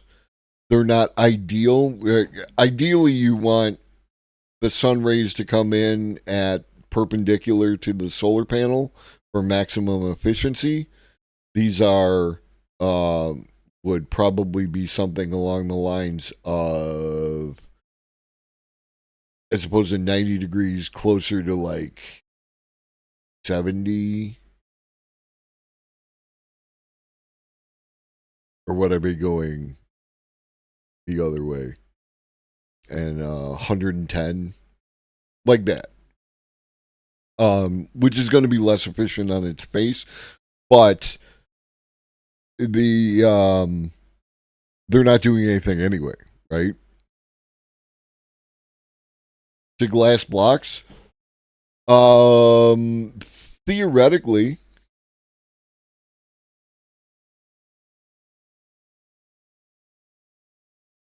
they've done interesting. There's a lot more interesting technology related to glass blocks over in Europe than there is in the United States. Uh, it's really disappointing. You can get some really like interesting colors and interesting patterns and all that other stuff. Um, but it's like 2-3 months on a boat coming from Italy kind of joints, and you know, and it makes it not cost effective. Yeah, yeah. I'm not against the idea. I think it's great, especially normal, like a glass block window is 3 inches thick. Um, a structural is 4 inches thick. So if you see a wall built out of glass block, it's going to be about 4 inches thick. If you see a window built out of it, like framed on all four sides, then it'll be about 3 inches thick. It might not be framed on one of the edges, but it'll be framed on the top and the bottom, and usually one other edge. And then there's other things you can do. There's a whole. They have really interesting stuff, like those the masonry tabs that we were talking about earlier, that you can run, to hold that in place. Is basically what it is. Um, Now the way that you make glass blocks is that you heat glass in these giant clamshell things, and then they fold together. Um, there's like this seam that goes in the middle, and so you got this melted glass, and it folds together, and then as it cools, it creates a vacuum inside it, which is why they're like they're not comparable to brick, but they are trending in that direction of an insulation, right? Like, because it's just 3 inches and it's got a vacuum inside it. So it is a decent insulator. I don't want to overstate it. It's a decent insulator. They don't explode. Good morning, humanity. And if you have to break them out, they like the air rushes in, so they like implode, but not even really that much. Because you like you tap it with a hammer and it creates a small hole and it goes, and then like and it's done. It's a very small amount of vacuum. It's not like that kind of thing. If you smack them hard enough, fast enough, they do make a popping noise because it all happens very quickly. But again, they don't blast all over the place. Glass blocks are really cool. Like, I I geek out over glass blocks. So yeah, if you could to make semi-transparent solar cells, the team decided to replace some medical electrodes that make them conventional solar panels opaque with transparent ones that allow the light to pass through them. While this might sound like a straightforward thing to do, making these changes have a detrimental effect. High energy particles received by the solar cell with transparent electrode result in degradation of the performance of the whole transport layer. Layer is crucial in a perovskite cell since it allows the transfer of photo generated holes to the external circuit. My understanding of the way that solar panels work is that photons hit electrons and like knock them off. This is probably like a mad oversimplification, but this is how it was described to me is that the photons hit the electrons and knock the electrons off, and that's what generates DC current. It actually generates direct current like a battery. And then you use what's called an inverter. What happens is they put the solar panels on your house and then run a cable down that goes to your like garage or service entry, something like that, and then connects to an inverter, which then simulates the wavelength of AC. Right, you're going from DC direct current like batteries to AC, which has a waveform to it, alternating current, up, down, alternating. Um, but it's simulated, so like it is somewhat different, but functionally you'd never know the difference.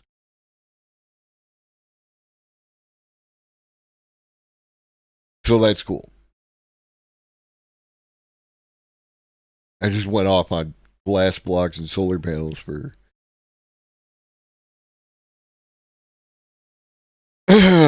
Speaking of rockets, dick rockets, SpaceX seeks a waiver to launch Starship at least 9 times.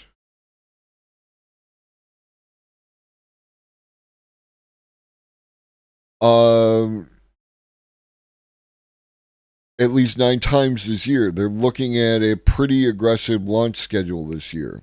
As SpaceX nears its first Starship launch of 2024, possibly as soon as within 3 weeks from its Starbase facility in South Texas, company is pressing regulators to increase its cadence of flights. During a press availability, the fuck is a press availability? Press availability this week, the administrator for We are the board. Lower your shields and surrender your ships. We will add your biological and technological distinctiveness to our own. Resistance is futile. Welcome in, welcome in, welcome in, Professor. Welcome in, chat. How is everybody doing this morning? The raid command. Shout out for Prof.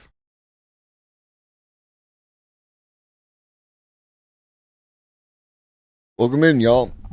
I am Raid and Run. Take care. I appreciate the raid. I really do. Enjoy the rest of your day, which is already in progress.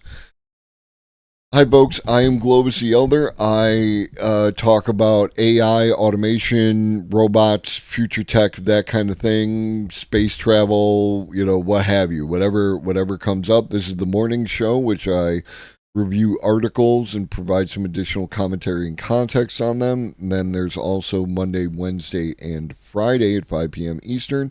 I do the regular show where we watch more video content. Currently we're talking about SpaceX wanting to increase the number of Starship launches to 9 this year. I hope you had a good stream. I love Professor EXP. I try to get over there whenever I can. So they're looking at a pretty aggressive launch schedule this year. They're looking at, I believe, at least 9 launches this year. That's a lot of launches. If you're doing modifications and doing them one by one, that's a lot of work. And we've been talking to SpaceX constantly around the clock, coming together and trying to figure out how do we do this. We're invested with the company, so we'll work with them to get them back going as soon as they can. After SpaceX decided to launch and attempt to land its Starship vehicle in Texas about 5 years ago, the company had to undergo an enhanced environmental review of the site. As a part of this process, the FAA completed a final programmatic environmental assessment June 2022. Following that review, SpaceX received approval to conduct up to 5 Starship launches from South Texas annually. An FAA official confirmed to Ars Technica, that the company is seeking a modification of this 5 launch limit. What up, Gomez? Good morning. To accommodate a higher flight rate.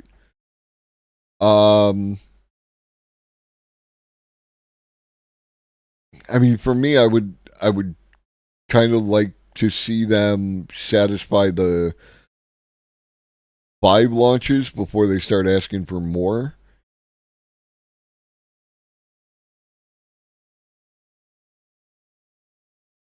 I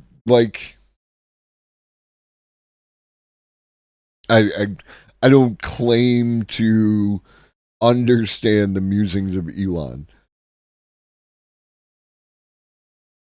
SpaceX launched its first Starship vehicle, which is the largest rocket ever built and intended to eventually be fully reusable, in April of 2023.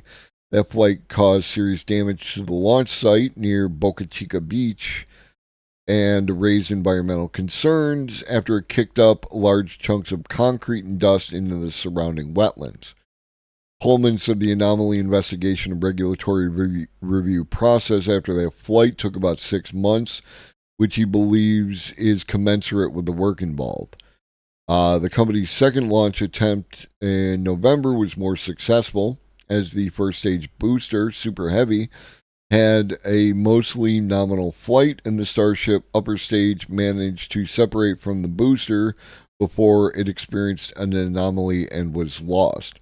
There was no damage on the ground this time. The work entailed by the FAA for this anomaly review was about 1/3 as much. So yeah, but I know people like to meme on the fact that the rocket exploded, but the one in November,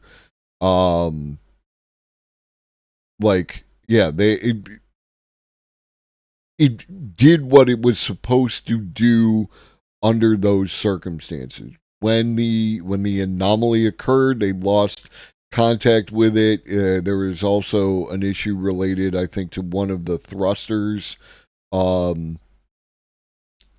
But at that point, the last thing you want is for that rocket to then turn around and come back, or continue to travel into space and potentially hit something, else out there. You unfortunately want it to explode and just relatively harmlessly fall back to Earth. So we shall see. Again, before you go asking for more space flights, I would like to see, like, use the space flights you have before asking for more. That's generally how I operate. Okay.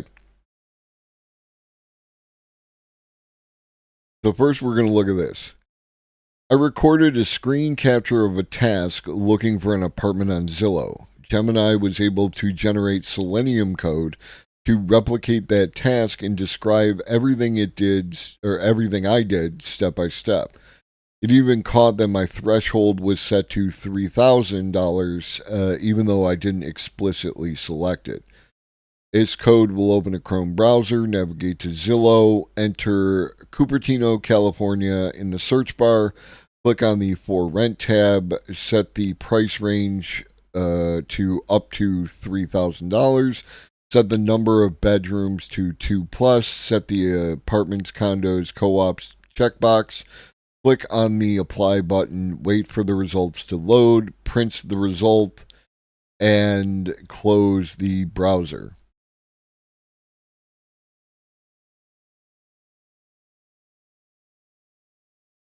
Okay, cool. So this is automation, right? Like this is beginning to end automation.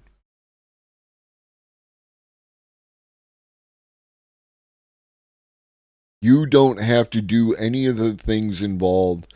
You make the request, you get the output.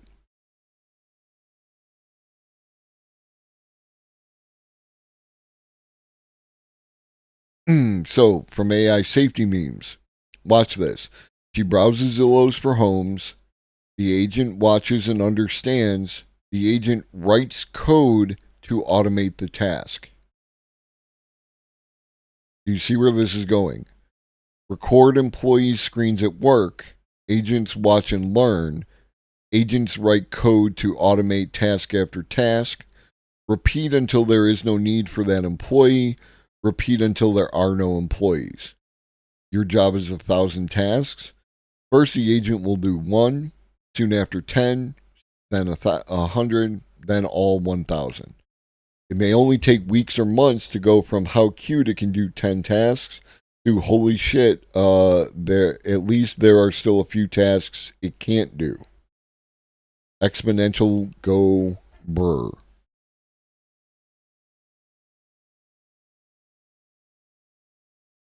You're good, Reed. I figured you were lurking and listening. That's part of the reason for the morning show. All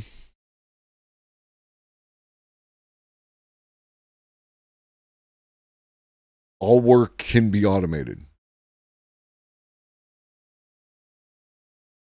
I know I keep saying it. I know, like, Cadillo, welcome in. Gemini, this is the first I'm hearing of this. Whose is it? Oh, my friend. Welcome to the show. Gemini is the latest AI model released by Google. It's replaced Bard and some of their Google Assistant functionality. They released it about 3 weeks ago, if I recall correctly, and then they just last week released the 1.5 update that puts it comparable to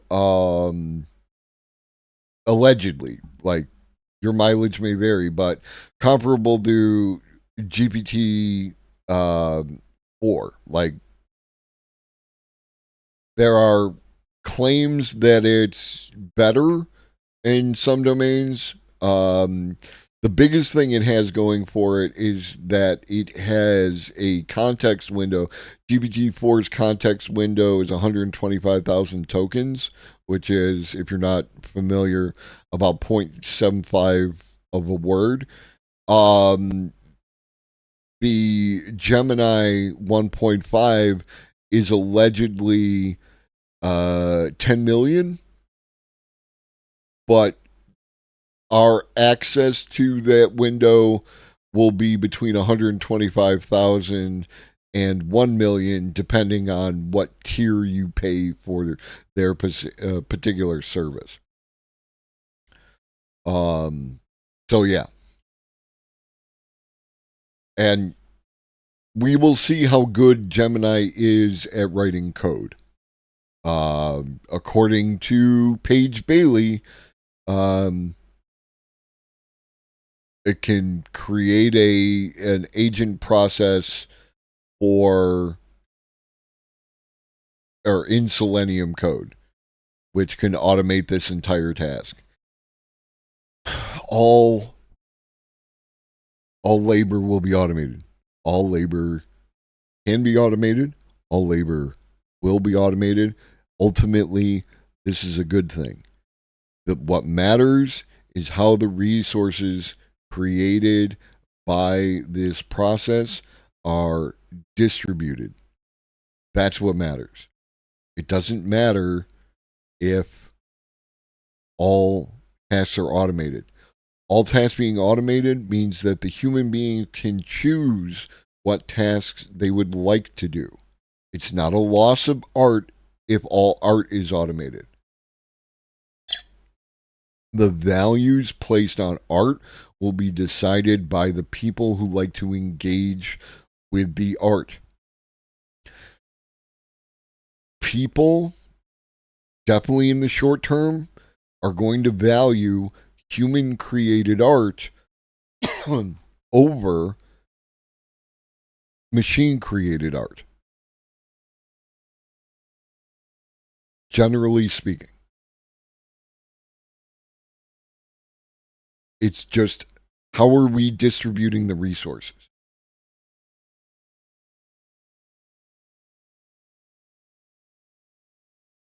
That's where we need to focus. Because this is happening. This is going to happen. We can get mad about it, or we can engage with it and try to direct it in a way that benefits the most people, but it's going to happen. And speaking of Google, Reddit and Google are partnering up to train AI models. Last week, we found out Reddit signed a $60 million deal granting access to its users' content for AI model training to an unknown company. Today, we found out it was Google. And people who think it will stifle art creativity and things to do must not be using their imagination, because I could probably think of 900 things I want to do over the next 100 years just off the top of my head.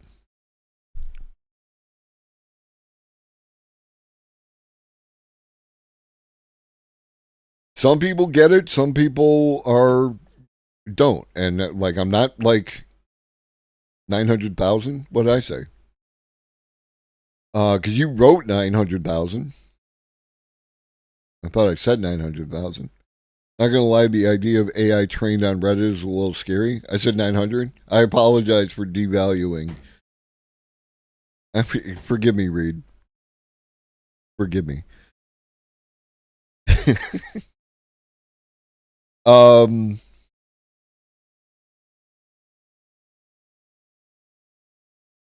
Who knows, humanity? This is the thing, right? Like, again, I have gotten people asking me about how did ChatGPT lose its mind last night or yesterday morning or something like that. And I said, well, again, media literacy, healthy skepticism. This is what we know. This is what we can verify. That some folks on Reddit posted screenshots of ChatGPT allegedly having a meltdown, right? And then OpenAI said, we are aware of reports saying that that people are getting unusual responses. Then they said that they were looking into it and that they had, made some kind of determination, and then they said that the problem was resolved. Now, it could be that something happened and they did something with the code. They changed something, which which caused it to do a little freak out, and then they fixed it. That could be what happened. Or it could be that some people on the internet were playing silly buggers and presenting us with word plus picture to demonstrate that thing happened. And word plus picture, or picture plus word, excuse me, is not evidence. It's not evidence. It's just not. It's the internet. Word plus picture, or Jesus Christ, pictures plus word is not evidence. I can literally find any picture that I want, and I can write any words that I want next to it, and then provide you with a piece of little propaganda based on how, what I want to accomplish. I forget who rated me. It was Professor XP. Professor XP is an absolute champ. I'm glad you're here too. I'm glad you're interested. This is the or Professor EXP. Well, that's the only person who's rated me. But again, what matters is that you're here. You know what I mean? Oh, a few days ago. Oh well, man. Yeah, it could be anybody. Random people you rated here, which is nice. But welcome. Like, make sure you hit that follow button if you haven't already. Like and subscribe to stay notified. If you want access to the nifty emotes, you want a sub for $4.99 or free with Twitch Prime, you might be gifted a sub by one of our beautiful community members. That's what I try to be. That's what the morning stream is to give you some, like, it's not going to get crazy. It's not going to get wild. I'm just going to be like talking about the thing and then providing you with my context and my commentary. And it's the kind of thing where if you don't have to agree with me, but I will explain to you why I believe what I believe, why I think what I think. I will provide you with the evidence that I believe supports all that kind of stuff. I am more than happy to, and so is this amazing community of people who also care about this subject and want to learn more and want to use it and seek out its potential, where we all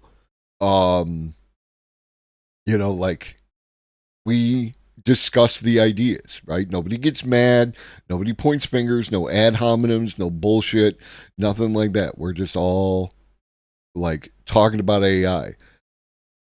Very rarely does someone come in here and get goofy and they find their way back out again, because it's not we're here to have a good time and learn stuff. So, Rowan Chung says, some thoughts. Social media platforms are gold mines of data for training AI models, while Meta and X have their own AI ambitions. Others, like Reddit, could easily sign huge deals like this to reap immediate value from the data. The deal also comes prior to Reddit's IPO, so there's reason for them to boost value quickly. Users have created Reddit's trove of content for free, so there's without a doubt going to be backlash over commercial use for AI training. Google has been going all in on AI over these past 2 weeks with Ultra, Gemini 1.5 Advanced, open source, and now this. Boss just put in a ticket to set up MS Copilot for him. Dude has already cracked about time management and productivity. I wonder what kind of fuel this will put in his tank. Yeah. And this is my recommendation to everyone. And you appear to already be on page, but for everyone else, the first, again, all jobs will be automated, but the first jobs that will be automated or the people who understand AI and can utilize AI are going to remain or replace people who don't. That's step one. And then as you move forward, eventually, yes, even those jobs will all be eventually replaced by the robots. Your task, if you choose to accept it, is to be the AI whisperer in your space so that you can make it the longest within that company, so that you can contribute to the data set, so that you can have influence within that space and have the softest landing as we go through this transitional process. But have no doubt that it's happening. Does Meta use their own user data to train their linguistics AI? Absolutely. They all do. Somewhere, if you have seen an update to the terms of service, and maybe even not, like some of these companies have been operating this way for years. So it's probably in an old terms of service that you agreed to. Good morning, MILF. So there's probably in the terms of service somewhere for whatever service that you're using that they can take your stuff and use it to train AI.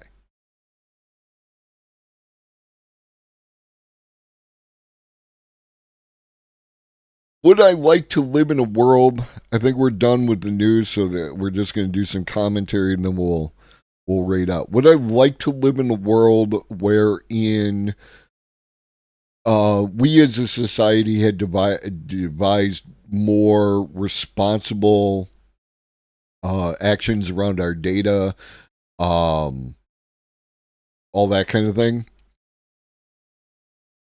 I would like to have lived in that world. Do we do that? No.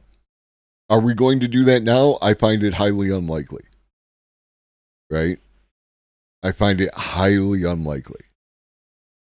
There is not enough coordination in any particular domain where people are actually going to execute anything like that. You know what I mean? So all we can do is do what we can with what we have. And the doing what we can with what we have is, as I said, trying to contribute to the data set, trying to get our views, our thoughts, our characteristics contained within that. We need to support each other. We need to look out for each other. We need to do what we can, but we cannot abandon the space to others in the same way that we've done so much. This is like, I will not leave Twitter until they turn on the lights or kick me off, because I'm not abandoning that space. I'm going to continue to use my voice within that space. It doesn't matter that it's falling off. Hey, I will fight and win the war. Thank you, Bill. Thank you for 2 months in a row. I appreciate you. Elder Gang, like,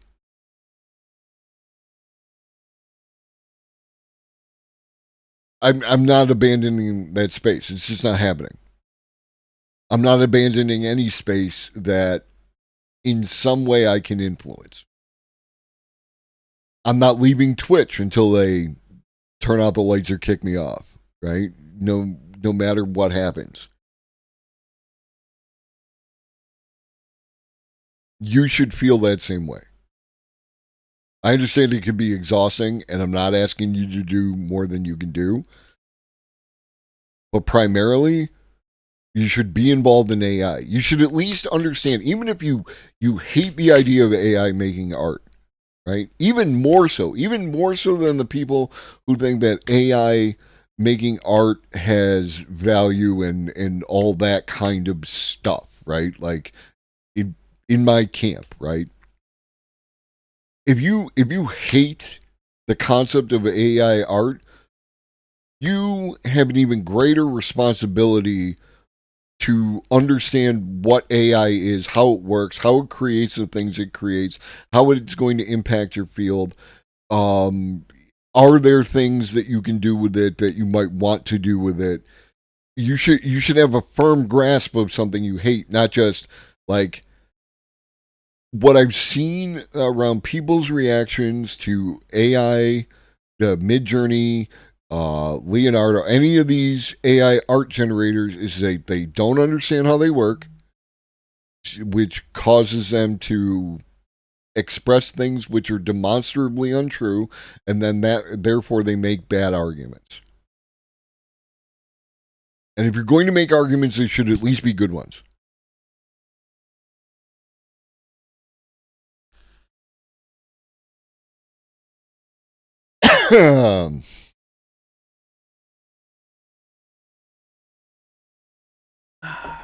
Thank you, Aswarp. Your support is always appreciated. So yeah, that's where I come down on the thing. It's important to know what the hell you're talking about, right? These copyright lawsuits, many of them are in whole or in part falling to pieces because the people who brought the lawsuits don't understand. They don't understand copyright, which fair enough. Copyright law is crap, and IP law is crap. But they also don't understand how the technology works. They don't understand how these things were created.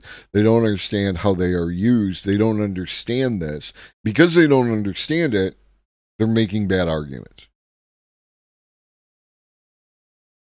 And ultimately, the solution to the problem is like, I mean, you can hate people who use AI art. You can hate video game companies that create using artificial intelligence. You can boycott them or any of that stuff. And all that means is that people of a particular personality type, a particular political leaning, are going to dominate that space. Because again, that shit is not going away.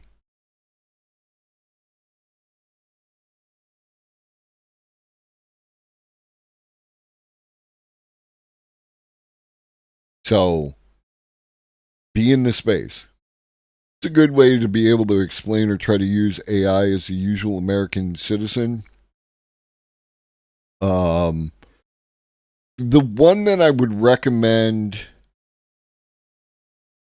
I can totally, I can give you a recommendation and a resource. Give me 1 second. And also the Discord. The Discord. After I do stream, I put all the articles. Yes, Reed, you're right, but I also want to like add a little more to that.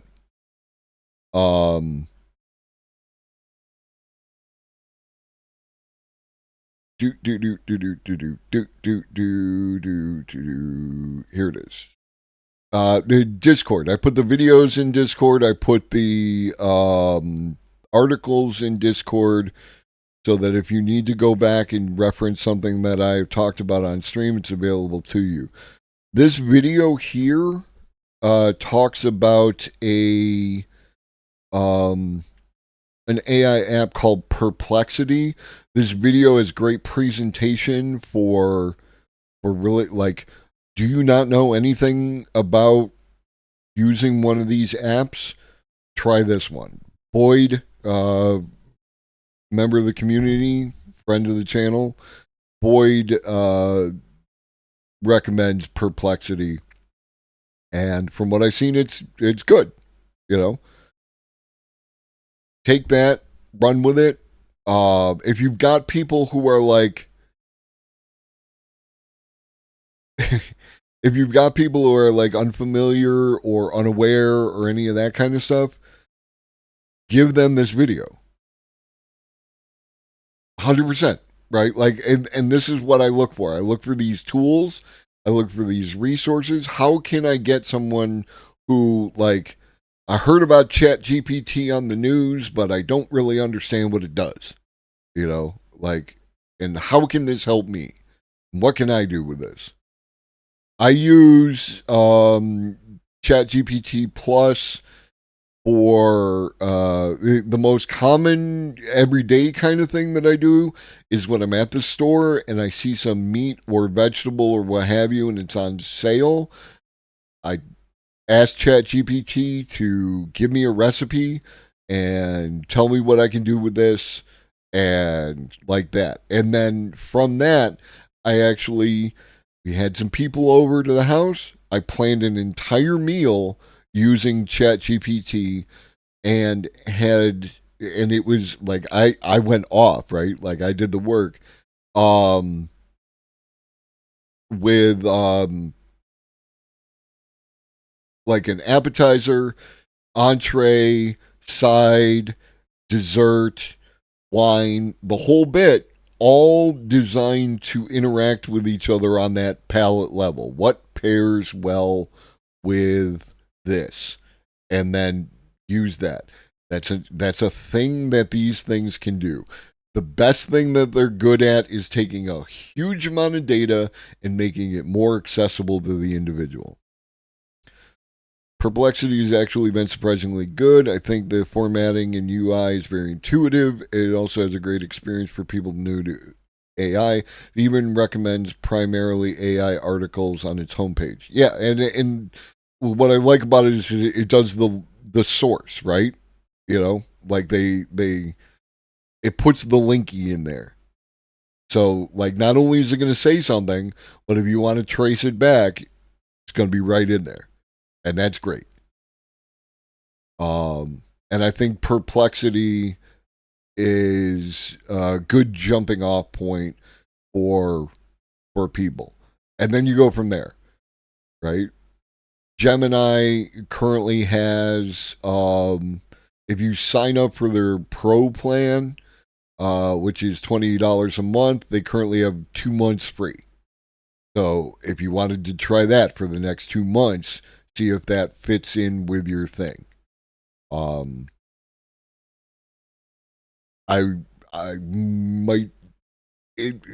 There's things I like about ChatGPT that I don't know if are available in Gemini. The main one is the fact that I can plug it in and have it in the car and turn on the voice and just have a conversation with it, right? And then it makes a transcript of that conversation.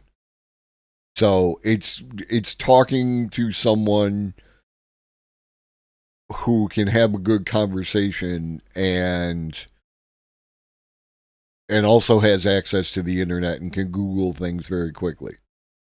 It's not perfect, but again, this is brand new tech. This is a year old, year and a half, 2 years. Like, this is brand new tech. Get in on the ground floor, get comfortable with it, learn what it does, learn what it can do for you. Tell other people about it. Become the AI whisperer within your space so that you and yours make it furthest and farthest.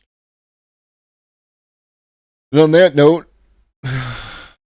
go on to all the world and preach the gospel to all creation. Here endeth the lesson. I think I'm just gonna rate Gremlo.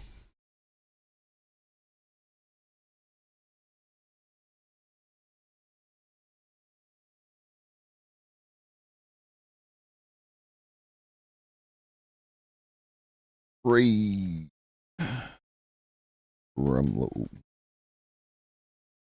If you're not familiar with Gremlo does news, news and commentary, obviously, but like Gremlo has been my number one news morning source for information for quite some time now, and it's been great to watch them like grow, hit partner, do all the things that you would like to see from a streamer. Graham is also like just genuinely a good person. He actually cares about people, which is nice to see. So all respect to him like that. In the meantime, I will be back at 5 p.m. Eastern today to do the regular show, and then we have movie night in the Discord. We're going to be watching Colossus: The Forbin Project, as long as everything goes right with the with Vimeo to play a movie, which I've never done before, but it's free and like that. So we'll give it a try. In the meantime, drink your water, eat some food, take your meds if you forgot, and always remember that Shoggy loves you, and so do I. Be great.